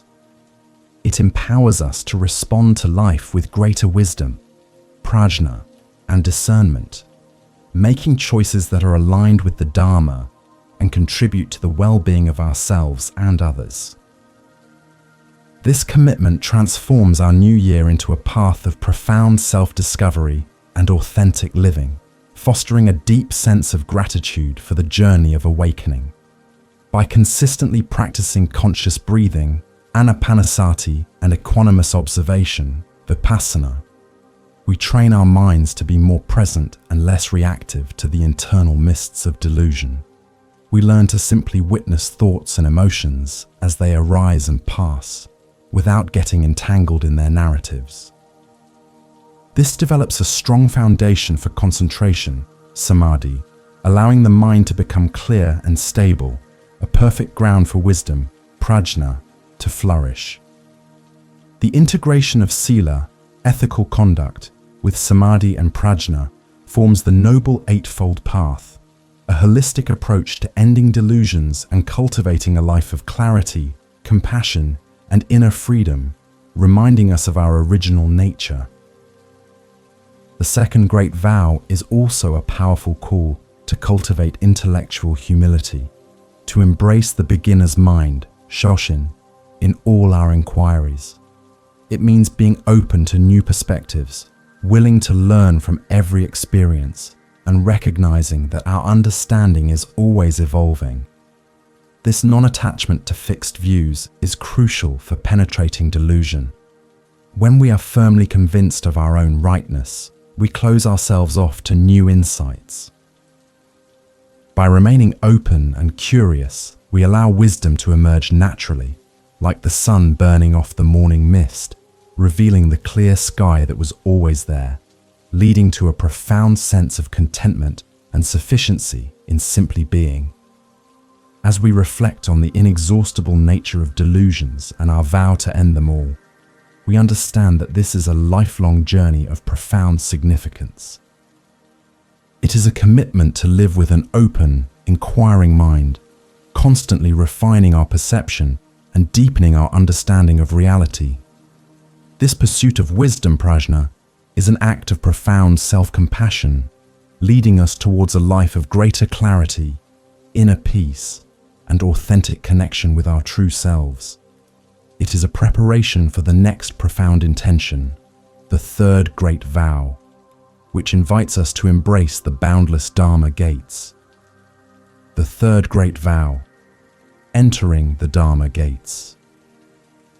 Having expanded our hearts with universal compassion and sharpened our minds with the pursuit of wisdom, we are now drawn to the third great vow. Dharma gates are boundless. I vow to enter them all. This profound aspiration acknowledges the vastness and diversity of teachings, practices, and paths that lead to awakening and liberation from suffering, dukkha. It is a commitment to an open-minded exploration of the Dharma, the universal truth and teachings, recognizing that wisdom, prajna, can be found in myriad forms and expressions. This vow invites us to release any rigid attachment to a single doctrine or method, embracing instead the spirit of sincere inquiry and receptivity, understanding that the path to inner freedom is multifaceted and endlessly unfolding, much like the blank page of a new year. This vow encourages us to cultivate a beginner's mind, shoshin, approaching every teaching, every experience, and every encounter as a potential Dharma gate through which wisdom can be accessed. It is a call to move beyond intellectual understanding alone, seeking to embody the teachings through direct experience and practice. The Dharma gates are not just formal doctrines, they are also the myriad moments of our daily lives. A quiet breath, a challenging conversation, the beauty of nature, the pain of loss. Each offers an opportunity to deepen our understanding and to cultivate qualities like mindfulness, sati, compassion, karuna, and equanimity. This vow liberates us from the craving Trishna for a single, definitive answer, opening us to the boundless richness of the spiritual journey, fostering a deep sense of contentment and sufficiency in the present moment. To truly embrace this vow, we are invited to cultivate an observing awareness, vipassana, of our own mind's tendencies to categorize, judge, or cling to certain beliefs while dismissing others. This practice helps us to recognize that truth can manifest in unexpected ways and places, often beyond the confines of our preconceived notions. The third great vow is a commitment to spiritual humility, acknowledging that no single path holds the entirety of truth, and that all authentic expressions of the Dharma, regardless of their form, ultimately point towards the same fundamental reality of impermanence, anicca, no self, anatta, and emptiness, sunyata. It is a celebration of the diversity of the Sangha, the community of practitioners and teachings, recognizing that each gate offers a unique perspective on the path to nirvana, the cessation of suffering. This vow transforms the blank page of the new year into an expansive landscape of spiritual exploration. It encourages us to be curious, to learn, to grow, and to continually deepen our understanding of the Dharma in all its forms. This might involve engaging with new meditation practices, reading different philosophical texts, spending time in nature, or simply being more present and observant in our daily interactions. Each step taken with sincerity and an open heart is an act of entering a Dharma gate, contributing to our overall spiritual development and bringing us closer to our original nature, our Buddha mind. It is a journey of continuous learning and unlearning, a dynamic engagement with the wisdom traditions of the past and the living wisdom of the present moment, fostering a profound sense of inner peace. The boundless nature of Dharma gates implies that wisdom is not confined to sacred texts or monastic settings. It can be found everywhere, in every experience, if we approach it with the right attitude. A challenging situation can be a Dharma gate, teaching us patience and resilience. A moment of joy can be a Dharma gate, revealing the preciousness of life. Even moments of suffering, dukkha, can be profound Dharma gates, leading us to deeper empathy and understanding. The third great vow encourages us to cultivate a sense of wonder and curiosity about the world, seeing every aspect of existence as a potential teacher, a doorway to deeper insight and inner freedom, a profound acceptance of what is. This vow is also a powerful antidote to sectarianism and dogmatism. It reminds us that the essence of the Dharma lies beyond mere words or rituals. It resides in the direct experience of awakening and the cultivation of compassionate wisdom. By embracing the boundless Dharma gates, we transcend the limitations of specific schools or traditions, recognizing the universal truths that underpin all authentic spiritual paths. It is a commitment to the spirit of inquiry and exploration, fostering a deep respect for diverse perspectives and a profound appreciation for the richness of human spiritual experience. This inclusive approach strengthens the Sangha, promoting unity and mutual understanding among all who seek liberation from suffering, dukkha, and a deeper connection to the natural flow, wu-wei, of existence. Many enlightened masters have spoken to the inclusivity of the Dharma. Buddha himself taught various methods tailored to the diverse needs and capacities of his disciples, demonstrating the boundless nature of the path. Shunryu Suzuki Roshi, in his gentle wisdom, often said, "Each one of you is perfect just the way you are, and you could use a little improvement." This paradoxical statement encourages us to embrace both our inherent Buddha mind and our continuous journey of learning and growth, recognizing that the Dharma is a living, evolving path. Thich Nhat Hanh, with his emphasis on engaged Buddhism, also highlights that every moment, every breath, every interaction is an opportunity to practice the Dharma, transforming our daily lives into sacred pauses and opportunities for awakening, leading to deeper contentment. As we commit to entering all the boundless Dharma gates, we are invited to cultivate a deep sense of gratitude for the richness of teachings available to us. This vow encourages us to be diligent in our practice, to apply the wisdom we gain to our daily lives, and to continually refine our understanding. It is a path of continuous learning, growth, and transformation, a journey that deepens our connection to ourselves, to others, and to the fundamental truths of existence. The third great vow is a profound affirmation of the endless possibilities for awakening that lie before us, transforming the new year into a vibrant tapestry of spiritual discovery, preparing us for the next unfolding story.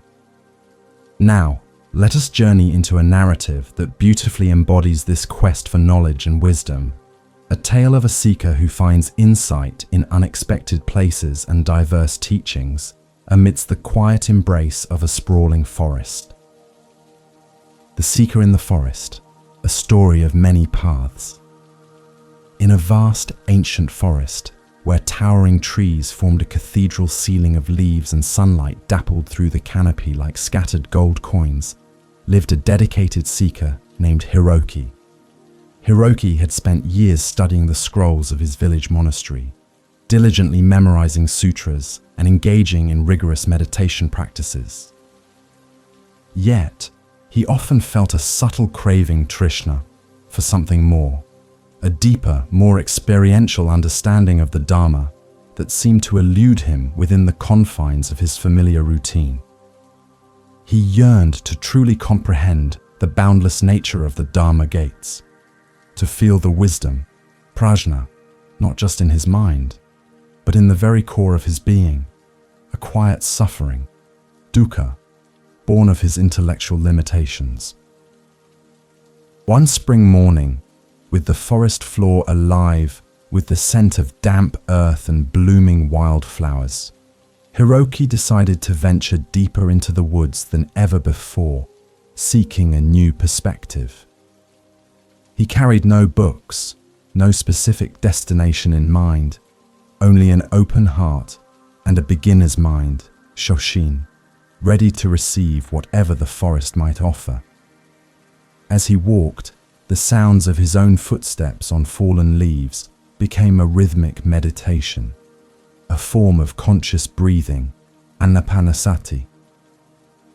He noticed the intricate patterns of moss on ancient stones, the delicate dance of butterflies, and the subtle shifts in light and shadow, each detail a silent teaching, a Dharma gate gently opening to his observing awareness, sati.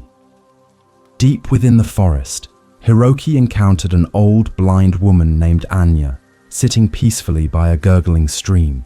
Her face was serene. Her eyes, though sightless, seemed to hold a profound inner light.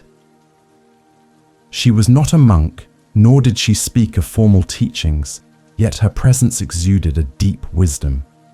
Hiroki, accustomed to seeking knowledge from learned scholars, initially hesitated, but something in her quiet dignity, her profound contentment, drew him in. He sat beside her, feeling the cool mist from the stream on his face, listening to the gentle murmur of the water, a natural flow, wu-wei, that seemed to embody the very essence of impermanence, anicca. Anya, sensing his presence, offered him a simple cup of water from the stream. "The water flows, always changing, always fresh," she said, her voice like the soft rustle of leaves. "It carves its path not by force, but by yielding.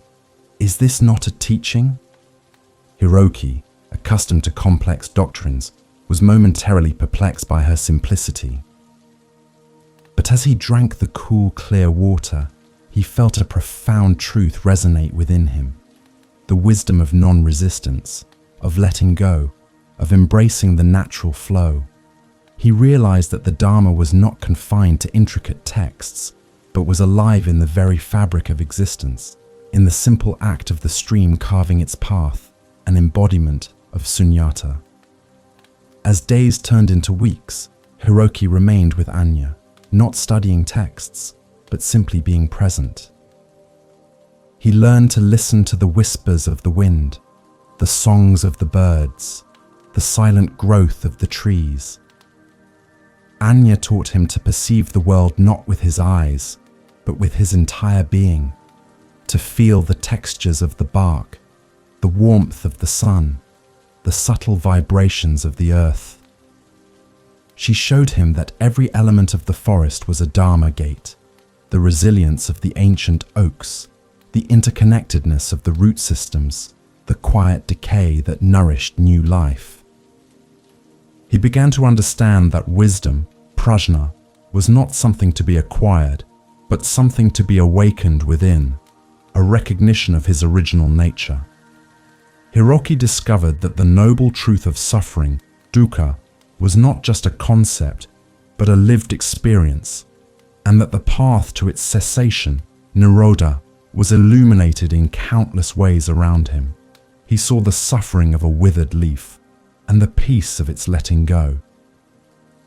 He felt the joy of a bird's song, and the impermanence, anicca, of its melody. His mind, once cluttered with intellectual striving and craving, trishna for answers, began to clear, becoming like the serene forest lake, reflecting everything as it is, without distortion. He realized that the noble eightfold path was not a rigid set of rules, but a flexible guide, a magga that could be walked in countless ways, each step a Dharma gate.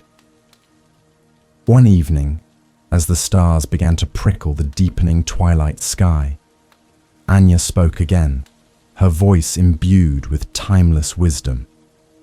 "The forest has countless paths, Hiroki, some clear, some hidden. Each leads to the heart of the forest. Do you now understand that the Dharma also has boundless gates?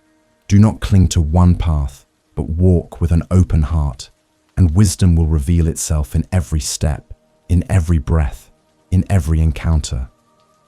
Hiroki understood. His rigid attachment to his monastic studies had been a form of delusion, a barrier to the deeper embodied wisdom that Anya and the forest had so gently revealed. He felt a profound sense of inner freedom, a release from the need for a singular, defined path, embracing the vastness of existence. Hiroki returned to his monastery a changed man, his heart overflowing with gratitude and a newfound understanding. He continued his formal studies, but now with a different spirit, a beginner's mind, Shoshin, seeing the ancient texts as just one of many Dharma gates. He shared Anya's simple teachings with his fellow monks, encouraging them to find wisdom not only in scrolls, but also in the rustling leaves, the flowing river, and the quiet moments of daily life. His experience in the forest had taught him that the path to awakening was boundless, inclusive, and ever-present, a continuous invitation to explore the richness of the Dharma in all its forms, fostering self-compassion. The sensory descriptions of the forest, its sights, sounds, and scents, serve to immerse us in Hiroki's journey, making his transformation feel tangible and real. The character of Anya, the blind woman, embodies the wisdom that transcends conventional knowledge, reminding us that true insight often comes from unexpected sources. Her simple teachings, rooted in direct observation of nature, perfectly illustrate the boundless nature of the Dharma gates. This story invites us to cultivate a similar openness in our own lives, to see every moment as a potential teacher, every encounter as a doorway to deeper understanding, and every experience as an opportunity to practice the Dharma, cultivating a deep sense of contentment and sufficiency. Now, let us delve deeper into Hiroki's journey, connecting his story to the core Buddhist principles of embracing the Dharma and its various expressions, understanding how this vow encourages us to explore the Noble Eightfold Path in its inclusivity and depth. Exegesis, embracing the Noble Eightfold Path. The inspiring journey of Hiroki, the seeker in the forest, beautifully illuminates the third great vow. Dharma gates are boundless. I vow to enter them all. This story powerfully demonstrates that the path to wisdom, prajna, and liberation from suffering, dukkha, is not confined to a single tradition, text, or teacher, but is rather an expansive and inclusive journey. Hiroki's initial craving, trishna, for intellectual understanding, restricted his perception, but his openness to the teachings of Anya and the forest itself allowed him to discover the Dharma in unexpected places. This narrative encourages us to embrace the vastness of the Dharma, recognizing that truth can be found in the simplest of observations and the most humble of encounters, fostering a deep sense of inner freedom and acceptance. Anya, the blind woman, serves as a profound symbol of intuitive wisdom that transcends conventional sight and formal education. Her teaching about the flowing stream, carving its path not by force but by yielding, encapsulates the essence of the natural flow, wu wei, and the wisdom of non-attachment. This simple observation becomes a powerful Dharma gate, revealing the truth of impermanence, anicca, and the power of acceptance. Hiroki's transformation from a rigid scholar to an open-hearted observer highlights the importance of experiential learning over mere intellectual accumulation. It reminds us that the Dharma is not just a philosophy to be studied, but a way of life to be embodied, a continuous practice of observing awareness, vipassana in every moment, leading to profound self-knowledge and inner peace. The third great vow is a call to cultivate a beginner's mind, shoshin, in all our spiritual explorations. It invites us to approach every teaching, every experience, and every person with a fresh perspective, free from preconceived notions and judgments.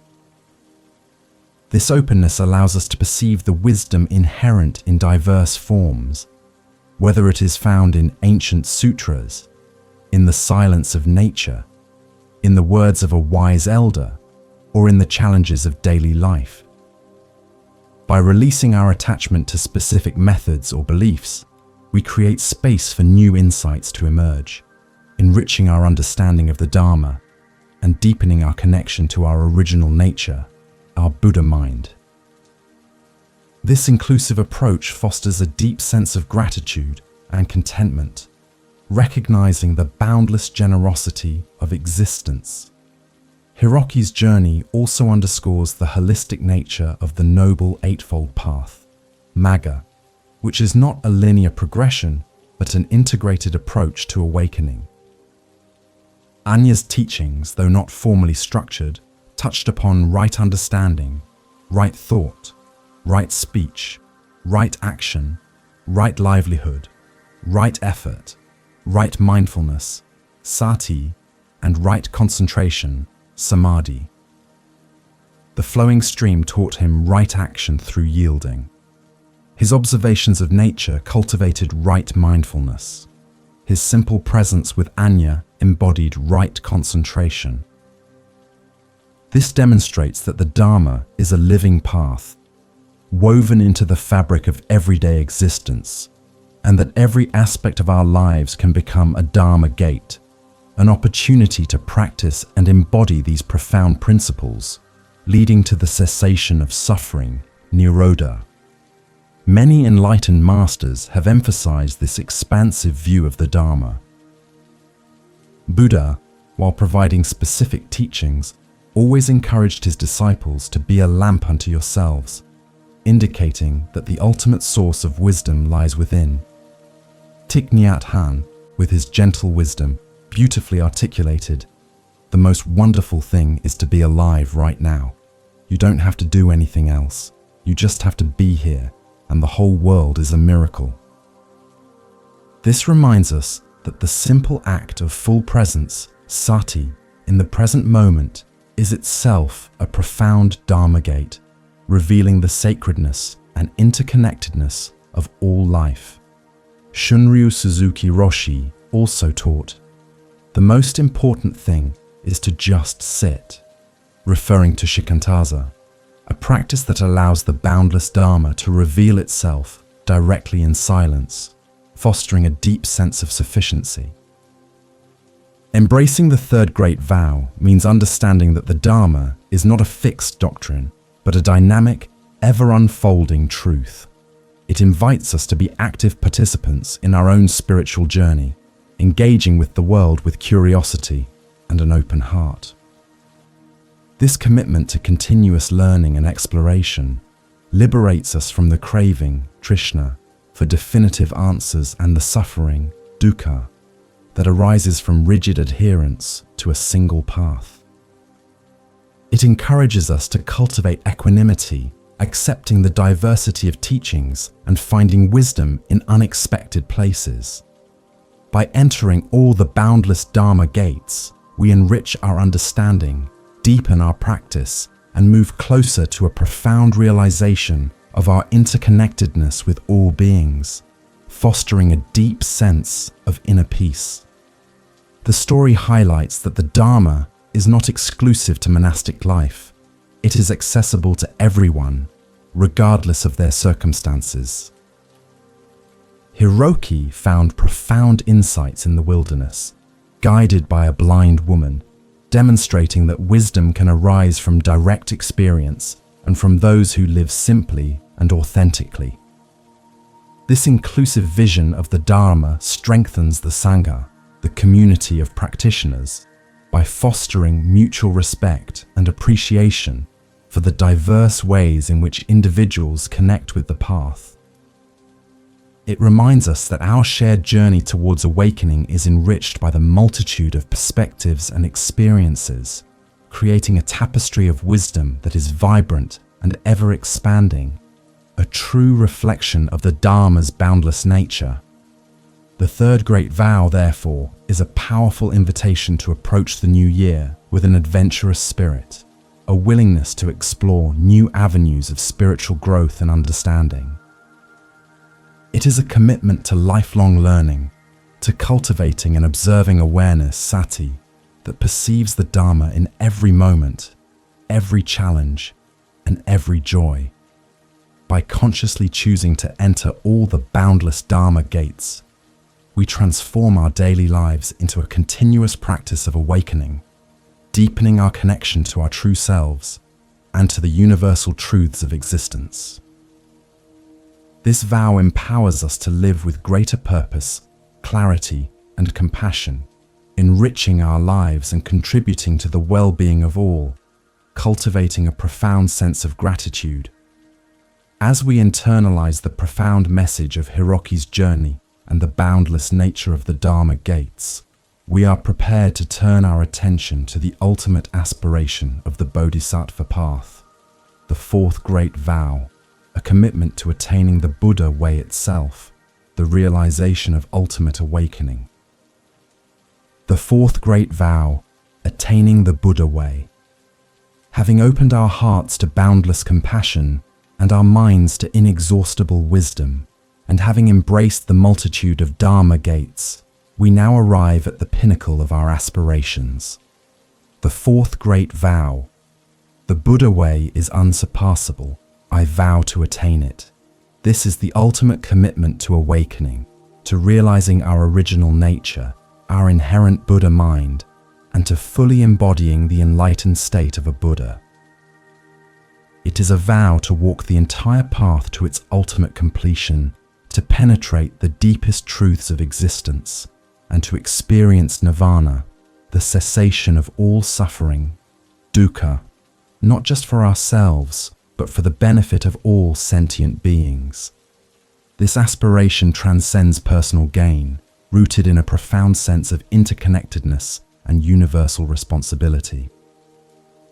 This vow is not about becoming someone other than who we are, but rather about unveiling the luminous wisdom, prajna, and compassion, karuna, that are already inherent within us, often obscured by layers of delusion, craving, trishna, and attachment. It is a commitment to a lifelong journey of inner transformation, a diligent practice of the Noble Eightfold Path, Magga, encompassing ethical conduct, sila, concentration, samadhi, and wisdom, prajna. To attain the Buddha way means to fully realize the truth of impermanence, anicca, no self, anatta, and emptiness, sunyata, thereby liberating ourselves from the cycle of suffering and rebirth. It is the ultimate expression of inner freedom, a profound acceptance of reality as it is, and a boundless capacity for joy and peace. To embrace this vow means to cultivate an unwavering dedication to our spiritual practice, no matter the challenges or distractions that may arise. It is a commitment to continuous effort, to cultivating mindfulness, sati, in every moment, and to living in alignment with the Dharma. This vow encourages us to deepen our concentration, samadhi, through meditation, allowing the mind to become still and clear, a perfect mirror for reflecting ultimate truth.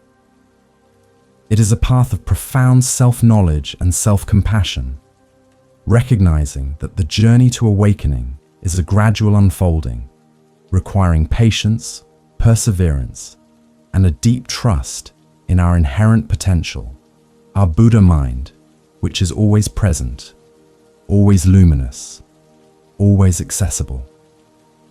The fourth great vow transforms the blank page of the new year into a sacred scroll upon which we inscribe our highest aspirations. It is an invitation to approach each day, each breath, each experience as an opportunity to move closer to our awakened nature. This vow calls us to live with integrity, purpose, and a profound sense of interconnectedness with all life. It is not a distant goal to be achieved, but a living practice, a continuous commitment to embody the qualities of an enlightened being in our daily lives. Boundless compassion, unwavering wisdom, and profound peace. This aspiration guides our choices, shapes our actions, and illuminates our path, fostering a deep sense of gratitude and sufficiency in every moment. The Buddha way is described as unsurpassable because it leads to the ultimate cessation of suffering, dukkha, and the realization of ultimate truth, a state beyond all conceptualization and duality. It is the complete liberation from craving, trishna, and attachment, leading to a profound inner freedom that is unshakable. This vow encourages us to aspire to the highest possible spiritual development, not out of ego or ambition, but out of a deep desire to alleviate suffering for ourselves and for all beings. It is the embodiment of the bodhisattva ideal, one who delays their own final nirvana to help all others achieve awakening, driven by an inexhaustible wellspring of karuna, universal compassion. This vow reminds us that the path to awakening is open to everyone, regardless of their background or current circumstances. Our original nature is inherently pure and enlightened. The Buddha way is simply the process of uncovering what is already there. This understanding fosters a deep sense of hope and empowerment, knowing that within each of us lies the potential for full awakening. It is a call to awaken our inner strength, our resilience, and our unwavering commitment to truth. By diligently practicing the Dharma, cultivating ethical conduct, sila, mindfulness, sati, and wisdom, prajna, we gradually remove the obscurations that prevent us from recognizing our inherent Buddha mind, leading to a profound sense of inner peace and contentment. Many enlightened masters have pointed towards this ultimate aspiration. Buddha, after his own awakening, spent the rest of his life teaching the Dharma, showing others the way to attain the same liberation. Dogen Zenji, in his emphasis on shikantaza, just sitting, taught that practice itself is enlightenment, meaning that by fully engaging in the present moment with awakened awareness, we are already embodying the Buddha way. Shunryu Suzuki Roshi also famously said, "Each one of you is perfect just the way you are, and you could use a little improvement," hinting at our inherent Buddha mind and the continuous journey of refining our practice to fully manifest it. These teachings inspire us to wholeheartedly embrace the fourth great vow, knowing that the path is within us. As we commit to attaining the Buddha way, we are invited to cultivate a deep sense of trust in the process of awakening. It is a journey that unfolds gradually, step by step, breath by breath.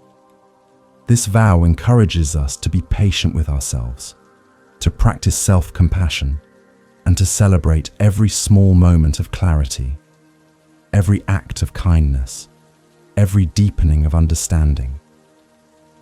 It is a commitment to living a life of purpose and authenticity, guided by the highest ideals of wisdom and compassion. The fourth great vow transforms our new year into a sacred pilgrimage towards the ultimate realization of our true potential, an unfolding of our deepest truth, making us ready for the next narrative. Now, let us turn to a story that beautifully embodies this ultimate aspiration, a tale of a disciple who seeks an external sound, but finds the true Buddha mind within, amidst the quietude of a silent bell. The Silent Bell, a story of inner awakening. In a secluded Zen temple, nestled in a valley where the only sounds were the rustle of bamboo and the distant murmur of a mountain stream, stood an ancient, weathered bell. For generations, this bell had marked the rhythm of monastic life, its deep, resonant tone echoing through the valley, calling monks to meditation and signaling the passage of time. Yet for the past year, the bell had remained silent, its clapper removed for repair, awaiting a new one. Within this temple lived a diligent young disciple named Kenji, who, despite his fervent practice, often felt a profound craving, trishna, for a dramatic, external experience of awakening, a clear, unmistakable sign of attaining the Buddha way, a subtle dukkha arising from his expectations. Kenji had read countless sutras describing the sudden enlightenment of ancient masters, often accompanied by visions, celestial music, or profound revelations. He yearned for such an experience, believing that true awakening must manifest with an undeniable external sign, perhaps even a miraculous ringing of the silent bell. He meticulously followed all the rules, practiced with unwavering discipline, but his mind remained subtly agitated, constantly searching outside himself for a sign, for something to grasp onto, rather than simply resting in the full presence of the moment. He yearned for a clear path, for the Magga to be illuminated by an external force, rather than trusting his own inner wisdom, prajna. One crisp autumn morning, as golden leaves drifted silently to the temple grounds, Kenji approached his master, the Venerable Jigen. The master was sitting in the zendo, his posture perfectly still, his eyes half closed, radiating a profound inner peace. The silence in the temple was palpable, broken only by the gentle chirping of unseen birds. Kenji, bowing deeply, expressed his frustration. "Master," he began, his voice tinged with a subtle desperation, "I strive with all my being, yet I have not heard the sound of awakening. The great bell remains silent. How can I attain the Buddha way if I cannot hear its call, its clear signal?" He felt a profound sense of lack, a belief that true enlightenment must come from an external source, something beyond his own self.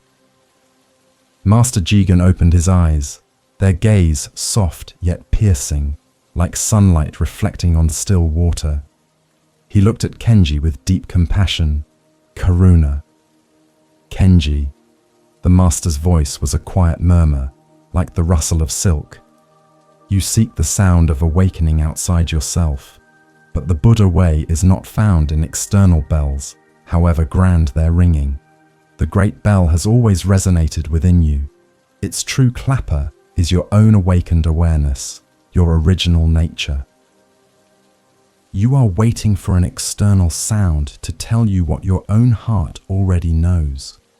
The silence of the bell is not an absence, it is an invitation to listen more deeply, to the sound that has no sound, to the truth that is always present, unconditioned, boundless, sunyata."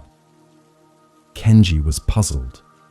He had spent years meditating, seeking to quiet his mind, yet he had never perceived this sound that has no sound.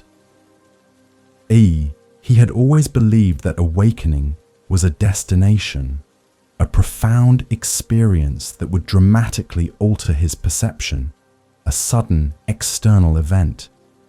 The master's words challenged his deepest assumptions, his craving Trishna for a definitive external sign.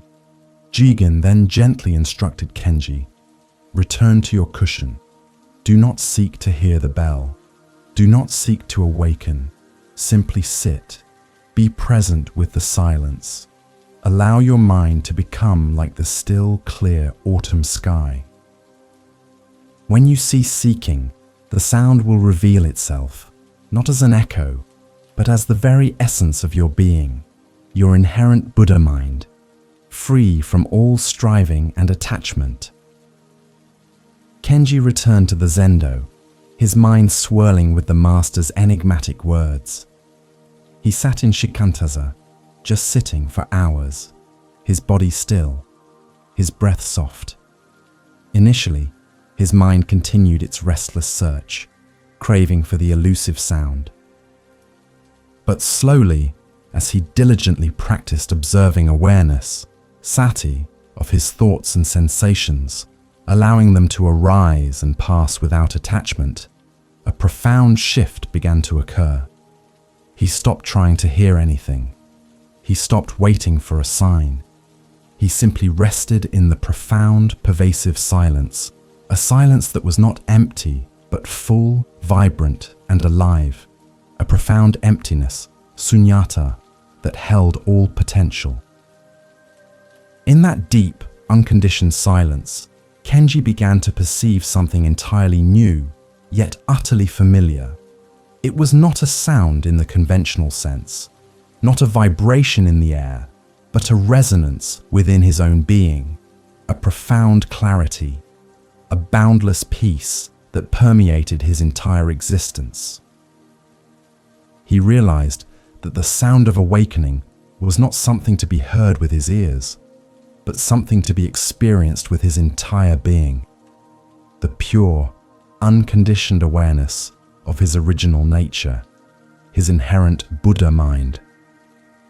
It was the realization of no mind, mushin, a state free from craving, trishna and delusion, a profound sense of inner freedom. At that moment, Kenji understood that the Buddha way was not an external path to be followed, but an internal realization to be unveiled. The silent bell had been his greatest teacher, forcing him to look inward, to discover the source of all sound and all wisdom within himself.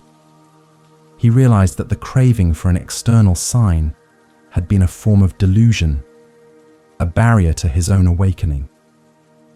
With this profound insight, he felt an immense release, a letting go of all striving and expectation. His heart filled with gratitude, metta, not for a sudden dramatic event, but for the quiet, subtle unfolding of truth that had always been present, impermanent, anicca, yet eternally so, a profound acceptance. When Kenji finally rose from his cushion, a gentle smile played on his lips. He walked with a newfound lightness, his steps imbued with a quiet dignity. He no longer sought external validation or dramatic experiences. He understood that the Buddha way was not about achieving something distant, but about fully embodying the awakened awareness that was always present, in every breath, in every moment.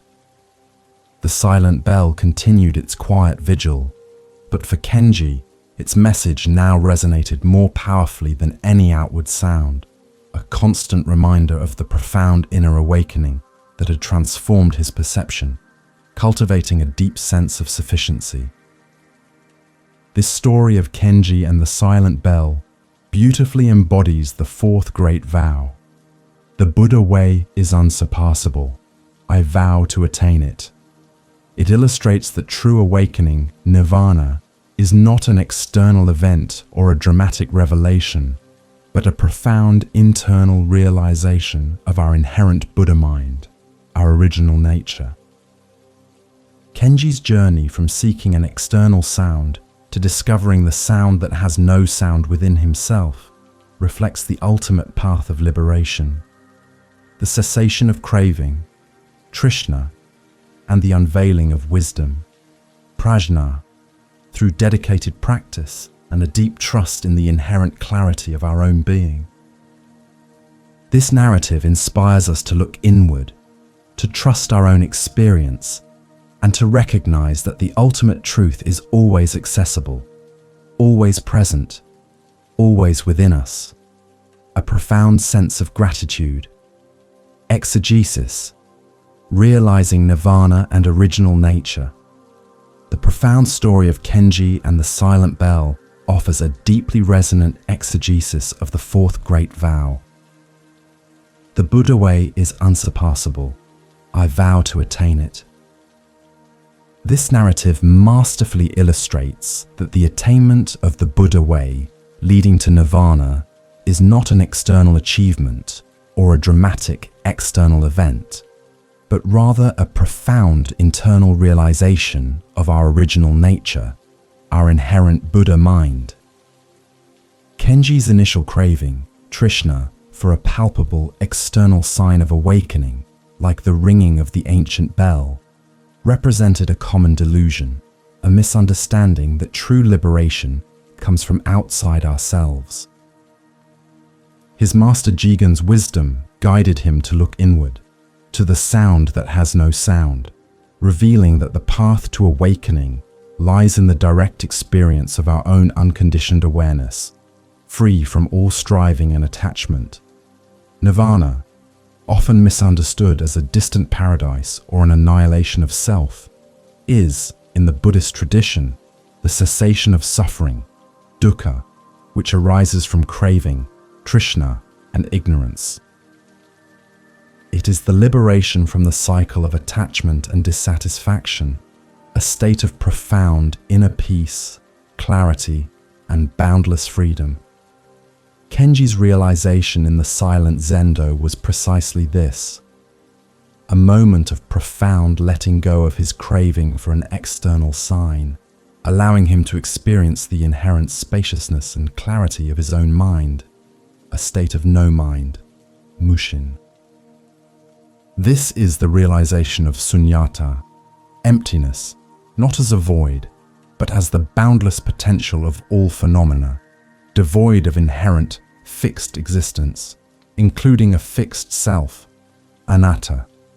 The concept of original nature or Buddha mind refers to the inherent purity, wisdom, prajna, and compassion, karuna, that is present within all beings prior to any conditioning or conceptual overlay. It is our true essence, unburdened by delusions. Kenji's journey was one of unveiling this inherent nature, recognizing that the sound of awakening was not a new sound to be created, but the timeless, ever-present resonance of his own enlightened being. This understanding liberates us from the self-imposed suffering, dukkha, of feeling incomplete or inadequate, as it affirms that we already possess the capacity for full awakening. The fourth great vow, therefore, is a commitment to diligently practice the Dharma, to remove the obscurations that prevent us from recognizing this inherent truth, cultivating a deep sense of self-compassion. To attain the Buddha way, as Kenji did, involves a dedicated practice of the Noble Eightfold Path, Magga. Right mindfulness, sati, and right concentration, samadhi, are crucial for cultivating the inner stillness and observing awareness, vipassana, that allow us to perceive our original nature. By sitting in shikantaza, just sitting, and releasing our attachment to thoughts and external stimuli, we create the conditions for inner clarity to emerge. This practice directly addresses the root causes of suffering, helping us to see through the illusion of a fixed self, anatta, and to fully embrace the impermanence, anicca, of all phenomena. It is a continuous process of letting go, of releasing craving, trishna, and returning to the pristine awareness that is always present. Many enlightened masters have pointed to this inner realization. Buddha, after his awakening, shared the Dharma not to make his followers into something new, but to help them discover what was already within. Shunryu Suzuki Roshi famously said, "Your original mind is always there, even when you are not aware of it." This reminds us that our Buddha mind is not something to be acquired, but something to be recognized. Alan Yuotz, in his accessible explanations, often spoke of how we are already it, meaning we are already the awakened nature we seek, if only we would cease striving and simply be present. These profound insights affirm that the Buddha way is not a distant goal, but a living reality to be embodied in every moment, fostering a deep sense of gratitude. The fourth great vow, therefore, is a powerful invitation to approach the new year with a deep trust in our inherent potential for awakening. It encourages us to shift our focus from seeking external validation or dramatic experiences to cultivating a profound inner stillness and clarity. By dedicating ourselves to practices that foster mindfulness, sati, concentration, samadhi, and wisdom, prajna, we gradually unveil our original nature, realizing nirvana not as an endpoint, but as a continuous state of inner freedom, peace, and boundless compassion. This vow transforms our daily lives into a sacred pilgrimage, a continuous opportunity to embody the Buddha way, to live in alignment with our deepest truth, and to contribute to the awakening of all beings, cultivating a profound sense of contentment and sufficiency. Kenji's journey teaches us that true attainment of the Buddha way is deeply personal and experiential. It is about dissolving the illusion of separation and recognizing our interconnectedness with all life, a profound sense of Sangha. The sound that has no sound is the universal resonance of awakened consciousness, the quiet hum of existence itself, free from the noise of our conditioned minds. This realization brings not only personal liberation, but also an expansive sense of karuna, inspiring us to dedicate our awakened efforts to the well-being of all, fulfilling the Bodhisattva ideal. It is a commitment to live with purpose, integrity, and a profound sense of inner peace, embracing the natural flow, wu wei, of existence. As we reflect on the realization of nirvana and our original nature, we are reminded that the path to awakening is not about adding anything to ourselves, but about subtracting what obscures our inherent luminosity. It is a journey of letting go, of releasing craving, trishna, and embracing the profound emptiness, sunyata, that is full of all potential. The fourth great vow is a continuous invitation to return to our true selves, to rest in the spaciousness of our Buddha mind, and to live from that place of inherent wisdom and compassion.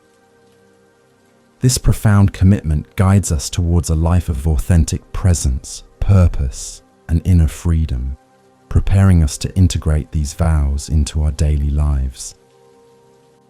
Now, with the profound understanding of these four great vows, let us explore how they can be integrated as a living practice in our new year, guiding us towards daily mindfulness and a deeper connection to our awakened selves. Integrating the vows. Daily mindfulness, sati. Having explored the depth and breadth of the four great vows, universal compassion, boundless wisdom, embracing all Dharma gates, and attaining the Buddha way, we now turn our attention to the practical art of integrating these profound intentions into the fabric of our daily lives, particularly as we step into the fresh expanse of a new year. The key to this integration lies in the continuous practice of daily mindfulness, sati. Mindfulness is not merely a meditation technique, but a way of living with full presence, an awakened awareness that allows us to observe each moment as it unfolds, free from judgment, craving, trishna, or attachment. It is the gentle anchor that grounds us in the here and now, enabling us to embody our vows, transforming abstract aspirations into lived experience, fostering a profound sense of inner peace and contentment.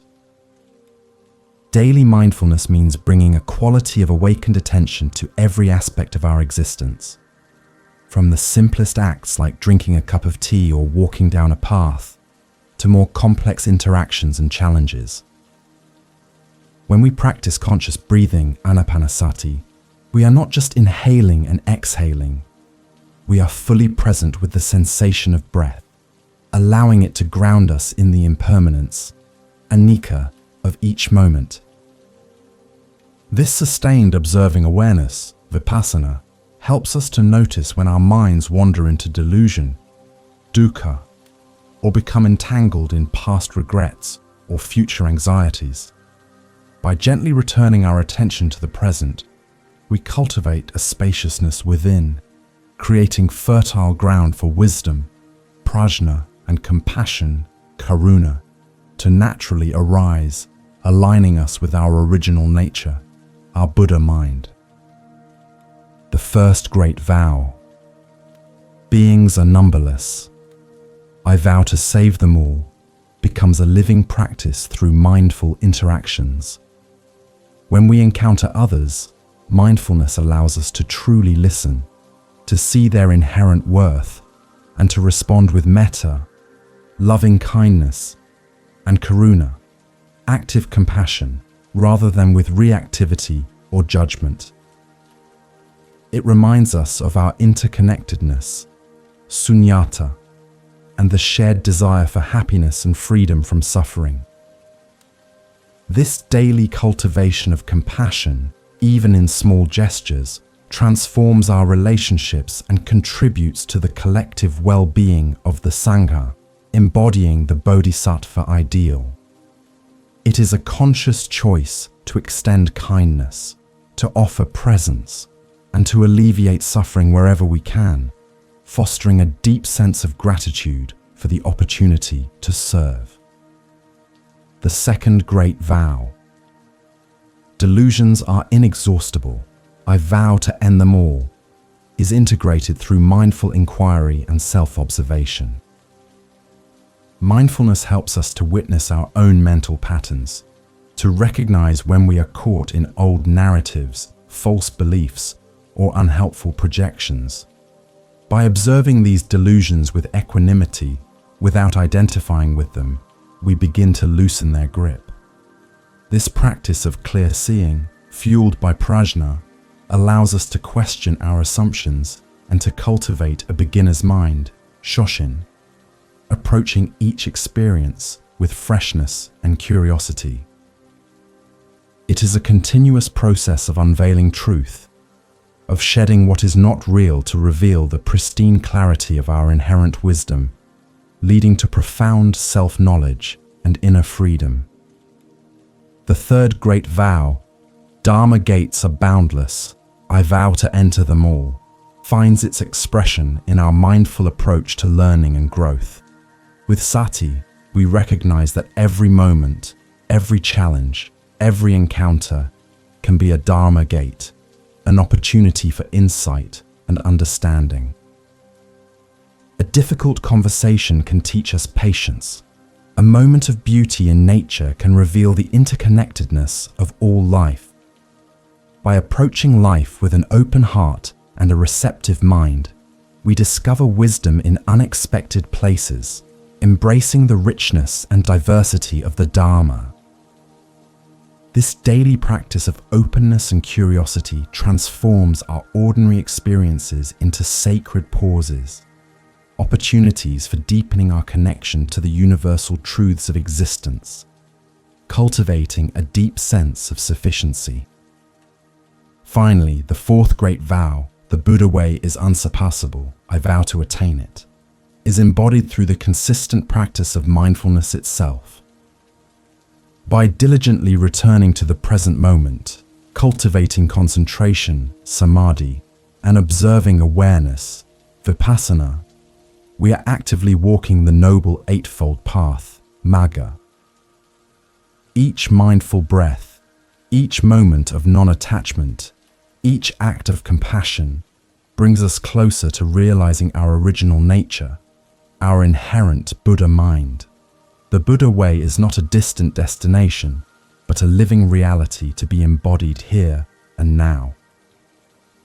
Daily mindfulness is the vehicle through which we unveil this truth, experiencing nirvana, the cessation of suffering, not as an end point, but as a continuous state of inner peace, liberation, and profound acceptance. Integrating these vows through daily mindfulness transforms the blank page of the new year into a vibrant tapestry of awakened living. It is a commitment to live consciously, with purpose and intention, allowing our highest aspirations to guide our every action.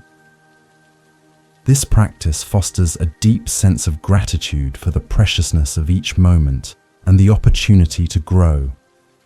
It reminds us that spiritual practice is not separate from life, but is life itself, lived with a quality of awakened attention.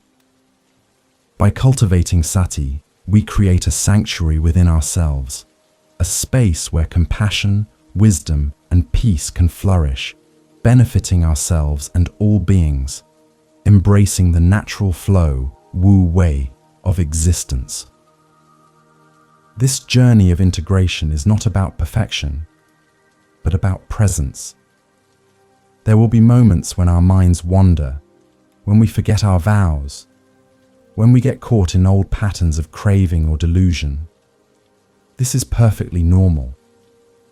The practice of mindfulness is not about never getting lost, but about gently returning, again and again, with self-compassion karuna, to the present moment. Each return is a fresh start, a renewed commitment to our vows. This continuous, gentle effort builds resilience, deepens our understanding, and strengthens our connection to our inherent wisdom, prajna, allowing us to navigate the new year with grace, authenticity, and profound inner freedom. As we consciously choose to infuse our new year with the practice of daily mindfulness, sati, allowing it to be the thread that weaves together our four great vows, we create a life that is deeply meaningful and aligned with our highest aspirations.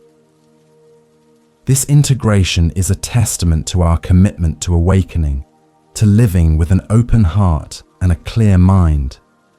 It is a path of continuous growth, self-discovery, and profound connection, reminding us that every moment holds the potential for transformation and the realization of our Buddha mind.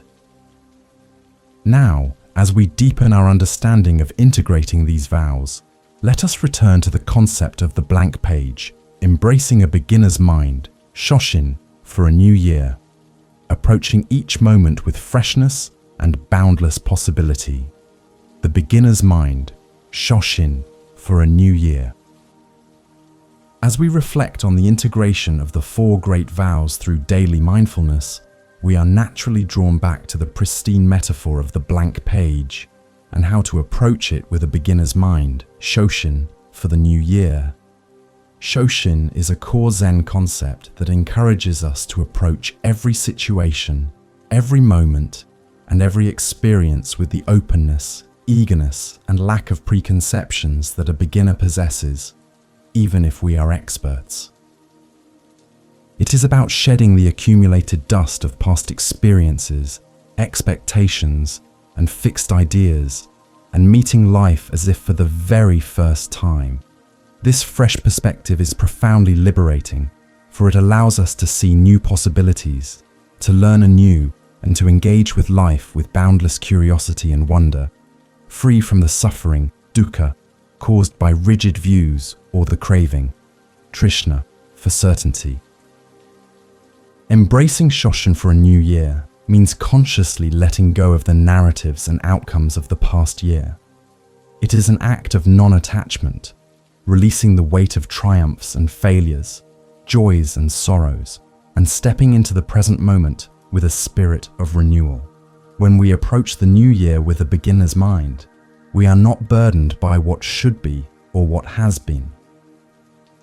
Instead, we are fully present with what is, allowing ourselves to be surprised, to learn, and to grow in unexpected ways. This fresh perspective is essential for cultivating wisdom, prajna, as it allows us to see through delusions and to perceive the inherent impermanence, anicca, and emptiness, sunyata, of all phenomena, fostering a deep sense of inner freedom. To cultivate shoshin in our daily lives, particularly as we navigate the unfolding of the new year, we can practice conscious breathing, anapanasati, to ground ourselves in the present moment, releasing the mental chatter that often pulls us into the past or future. We can engage in observing awareness, vipassana, noticing when our minds cling to old ideas or judgments, and then gently releasing that grip, returning to a state of open receptivity.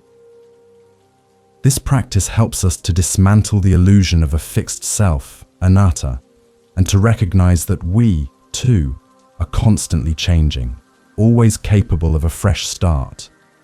It is a continuous process of letting go and returning to the pristine clarity of our original nature, our Buddha mind, which is always fresh, always new.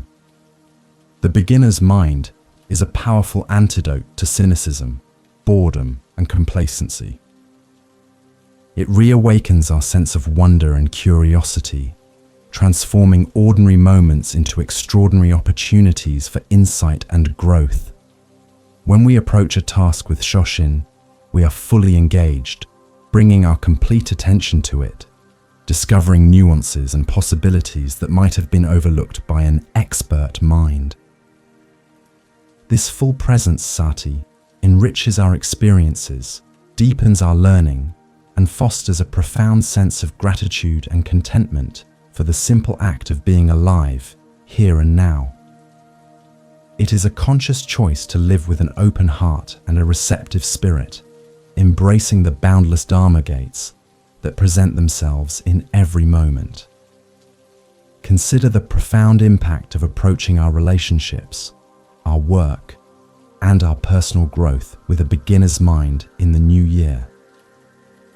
Instead of reacting to familiar situations with old patterns, we can pause, take a conscious breath, and ask ourselves, what if I approach this as if for the very first time? What new possibilities might emerge? This intentional shift in perspective allows for greater empathy, karuna, deeper understanding, and more creative solutions. It helps us to release our non-attachment to rigid expectations of others and ourselves, fostering a greater sense of acceptance and compassion, metta, within our sangha, our community, and in all our interactions, promoting inner peace. Shunryu Suzuki Roshi, the revered Zen master, famously articulated the essence of this concept. In the beginner's mind, there are many possibilities, but in the expert's mind, there are few. Yinaivis, this profound statement encourages us to value openness and curiosity over rigid knowledge. It reminds us that true wisdom, prajna, is not about accumulating information, but about maintaining a state of continuous learning and unlearning, a willingness to be surprised by life. The beginner's mind is an embodiment of the natural flow, wu wei, allowing life to unfold organically without forcing an agenda upon it, trusting in the inherent wisdom of the universe. It is a profound practice of sufficiency, recognizing that we already carry all that is needed within us. Embracing Shoshin for the new year is a commitment to spiritual humility and continuous growth.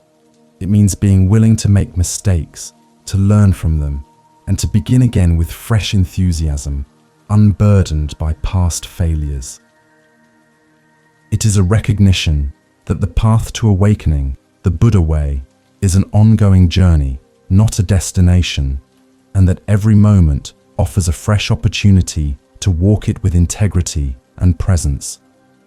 This practice fosters a deep sense of self-compassion, allowing us to be kind to ourselves as we navigate the uncertainties of life, knowing that perfection is not the goal, but rather authentic engagement with the present moment, cultivating a deep sense of inner freedom. The beginner's mind is intrinsically linked to the fourth noble truth, the magga, the path to the cessation of suffering. By approaching life with fresh eyes and an open heart, we naturally detach from craving, trishna, and delusion, dukkha, which are the root causes of suffering. We become more receptive to the Dharma, more attuned to the impermanence, anicca of all things, and more connected to our inherent Buddha mind. This fresh perspective allows us to fully engage with the present moment, experiencing the richness of life without the weight of past conditioning or future anxieties, leading to a profound sense of peace and contentment, a true realization of our original nature. As we consciously choose to cultivate a beginner's mind Shoshin for this new year, we are setting a powerful intention to live with freshness, openness, and boundless possibility. It is an invitation to release the old, to embrace the new, and to meet each moment with a spirit of wonder and curiosity. This practice transforms our journey into a continuous unfolding of discovery, deepening our connection to ourselves, to others, and to the profound beauty of existence. It is a testament to our commitment to awakening, to living a life of purpose, presence, and profound inner peace, making us ready to embrace equanimity. Now, with the fresh perspective of a beginner's mind, let us explore the profound wisdom of equanimity and acceptance as we learn to navigate the natural flow of life with grace and inner freedom. Equanimity and acceptance in the flow of life. Having cultivated a beginner's mind, Shoshin, and integrated the Four Great Vows into our daily mindfulness, we are now poised to embrace the profound wisdom of equanimity, upekkha, and acceptance as we navigate the unfolding of the new year. Equanimity is a state of mental balance and inner peace, an unshakable composure that remains undisturbed by the ups and downs of life, the inevitable arising and passing of joy and sorrow, gain and loss. Acceptance is the willingness to meet reality as it is, without resistance, without craving, Trishna, for things to be different. Together, these qualities allow us to flow with life's natural currents, wu-wei, embracing impermanence, anicca, and finding deep inner freedom regardless of external circumstances, releasing the suffering, dukkha, that arises from clinging. To cultivate equanimity and acceptance, we are invited to practice observing awareness, vipassana, noticing how our minds react to pleasant and unpleasant experiences. When something desirable arises, do we cling to it, fearing its eventual loss? When something undesirable appears, do we resist it, wishing it away? Equanimity is the practice of simply observing these reactions without judgment, allowing them to arise and pass like clouds in the sky without getting entangled. This non-attachment to outcomes, to praise or blame, to comfort or discomfort, liberates us from the roller coaster of emotional reactivity, fostering a profound sense of inner peace and stability. It is a recognition of the emptiness, sunyata, of inherent fixed qualities in all phenomena, including our own experiences. The practice of conscious breathing, anapanasati, serves as a powerful anchor for cultivating equanimity. By consistently returning our attention to the breath, we ground ourselves in the present moment, allowing us to witness the arising and passing of thoughts and sensations with a steady, unwavering attention. This helps us to see the impermanent nature of all experience, anicca, and to gradually release our craving, Trishna, for things to be permanent or different. With each breath, we practice letting go, accepting what is, and resting in the spaciousness of our original nature, our Buddha mind. This sustained mindfulness, sati, builds resilience and a profound sense of contentment, allowing us to meet whatever the new year brings with grace and an open heart, fostering a deep sense of self-compassion. Equanimity is not indifference. It is a profound care that arises from a place of deep understanding and non-attachment. It allows us to engage fully with life, to act with compassion, karuna, and wisdom, prajna, while simultaneously releasing our grip on the outcomes. We do our best, we act with integrity, sila, and then we accept what unfolds, knowing that many factors are beyond our control. This understanding liberates us from the burden of striving for perfection or constantly trying to manipulate circumstances. It allows us to trust in the natural flow, wu-wei, of existence, recognizing that everything is interconnected and constantly evolving, fostering a deep sense of inner freedom and profound gratitude for the journey. As we move through the new year, embracing equanimity and acceptance means consciously choosing to meet each moment with an open heart, regardless of its pleasantness or unpleasantness. A moment of joy is savored without clinging. A moment of challenge is met with resilience and a willingness to learn. This practice transforms potential suffering, dukkha, into opportunities for growth and deeper understanding. It reminds us that our true peace and happiness are not dependent on external circumstances, but on our internal state of mind, our ability to remain balanced and accepting in the face of life's inevitable changes. This is the essence of the Noble Eightfold Path, Magga, lived with wisdom and grace. Many enlightened masters have emphasized the importance of equanimity. Buddha taught that all conditioned things are impermanent and that cultivating equanimity is essential for liberation from suffering. Ajahn Chah, with his earthy wisdom, often said, "If you let go a little, you will have a little peace. If you let go a lot, you will have a lot of peace." This perfectly encapsulates the relationship between non-attachment, letting go, and the cultivation of inner peace. Pema Chodron, a contemporary teacher, also speaks extensively about leaning into discomfort and practicing radical acceptance, reminding us that true freedom comes from meeting life exactly as it is, with an open and courageous heart, fostering a deep sense of sufficiency. The cultivation of equanimity and acceptance is a continuous practice of ethical conduct, sila, as it requires us to be honest with ourselves about our reactions and to choose responses that are rooted in wisdom, prajna, and compassion, karuna, rather than reactivity. It deepens our concentration samadhi as we train our minds to remain steady and balanced amidst inner and outer turbulence. This integrated approach to the Dharma allows us to live with greater integrity and authenticity, transforming our daily lives into a continuous practice of awakening. It is a testament to our commitment to the Buddha way, to realizing our original nature, and to contributing to the well-being of all beings within the vast Sangha of life. Embracing equanimity for the new year means recognizing that our journey will be a mix of highs and lows, successes and challenges, and that each experience holds its own unique teaching. It is about trusting the process of life, even when we don't understand it, and having faith in our inherent capacity to navigate whatever arises with grace.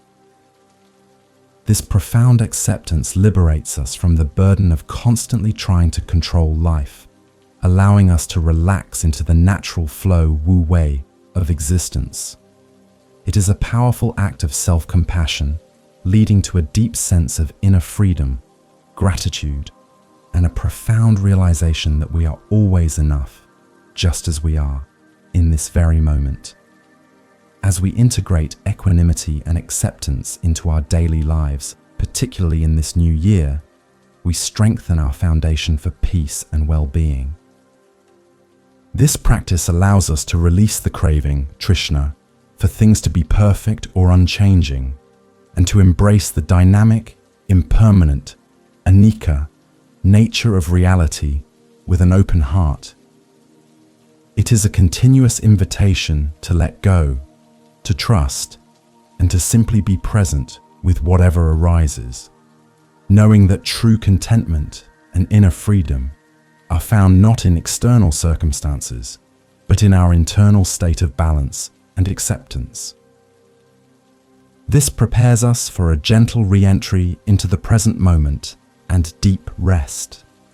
Now, as we near the end of our shared journey, let us gently guide our awareness back to the present moment, preparing for profound rest and embracing the quiet wonder of simply being.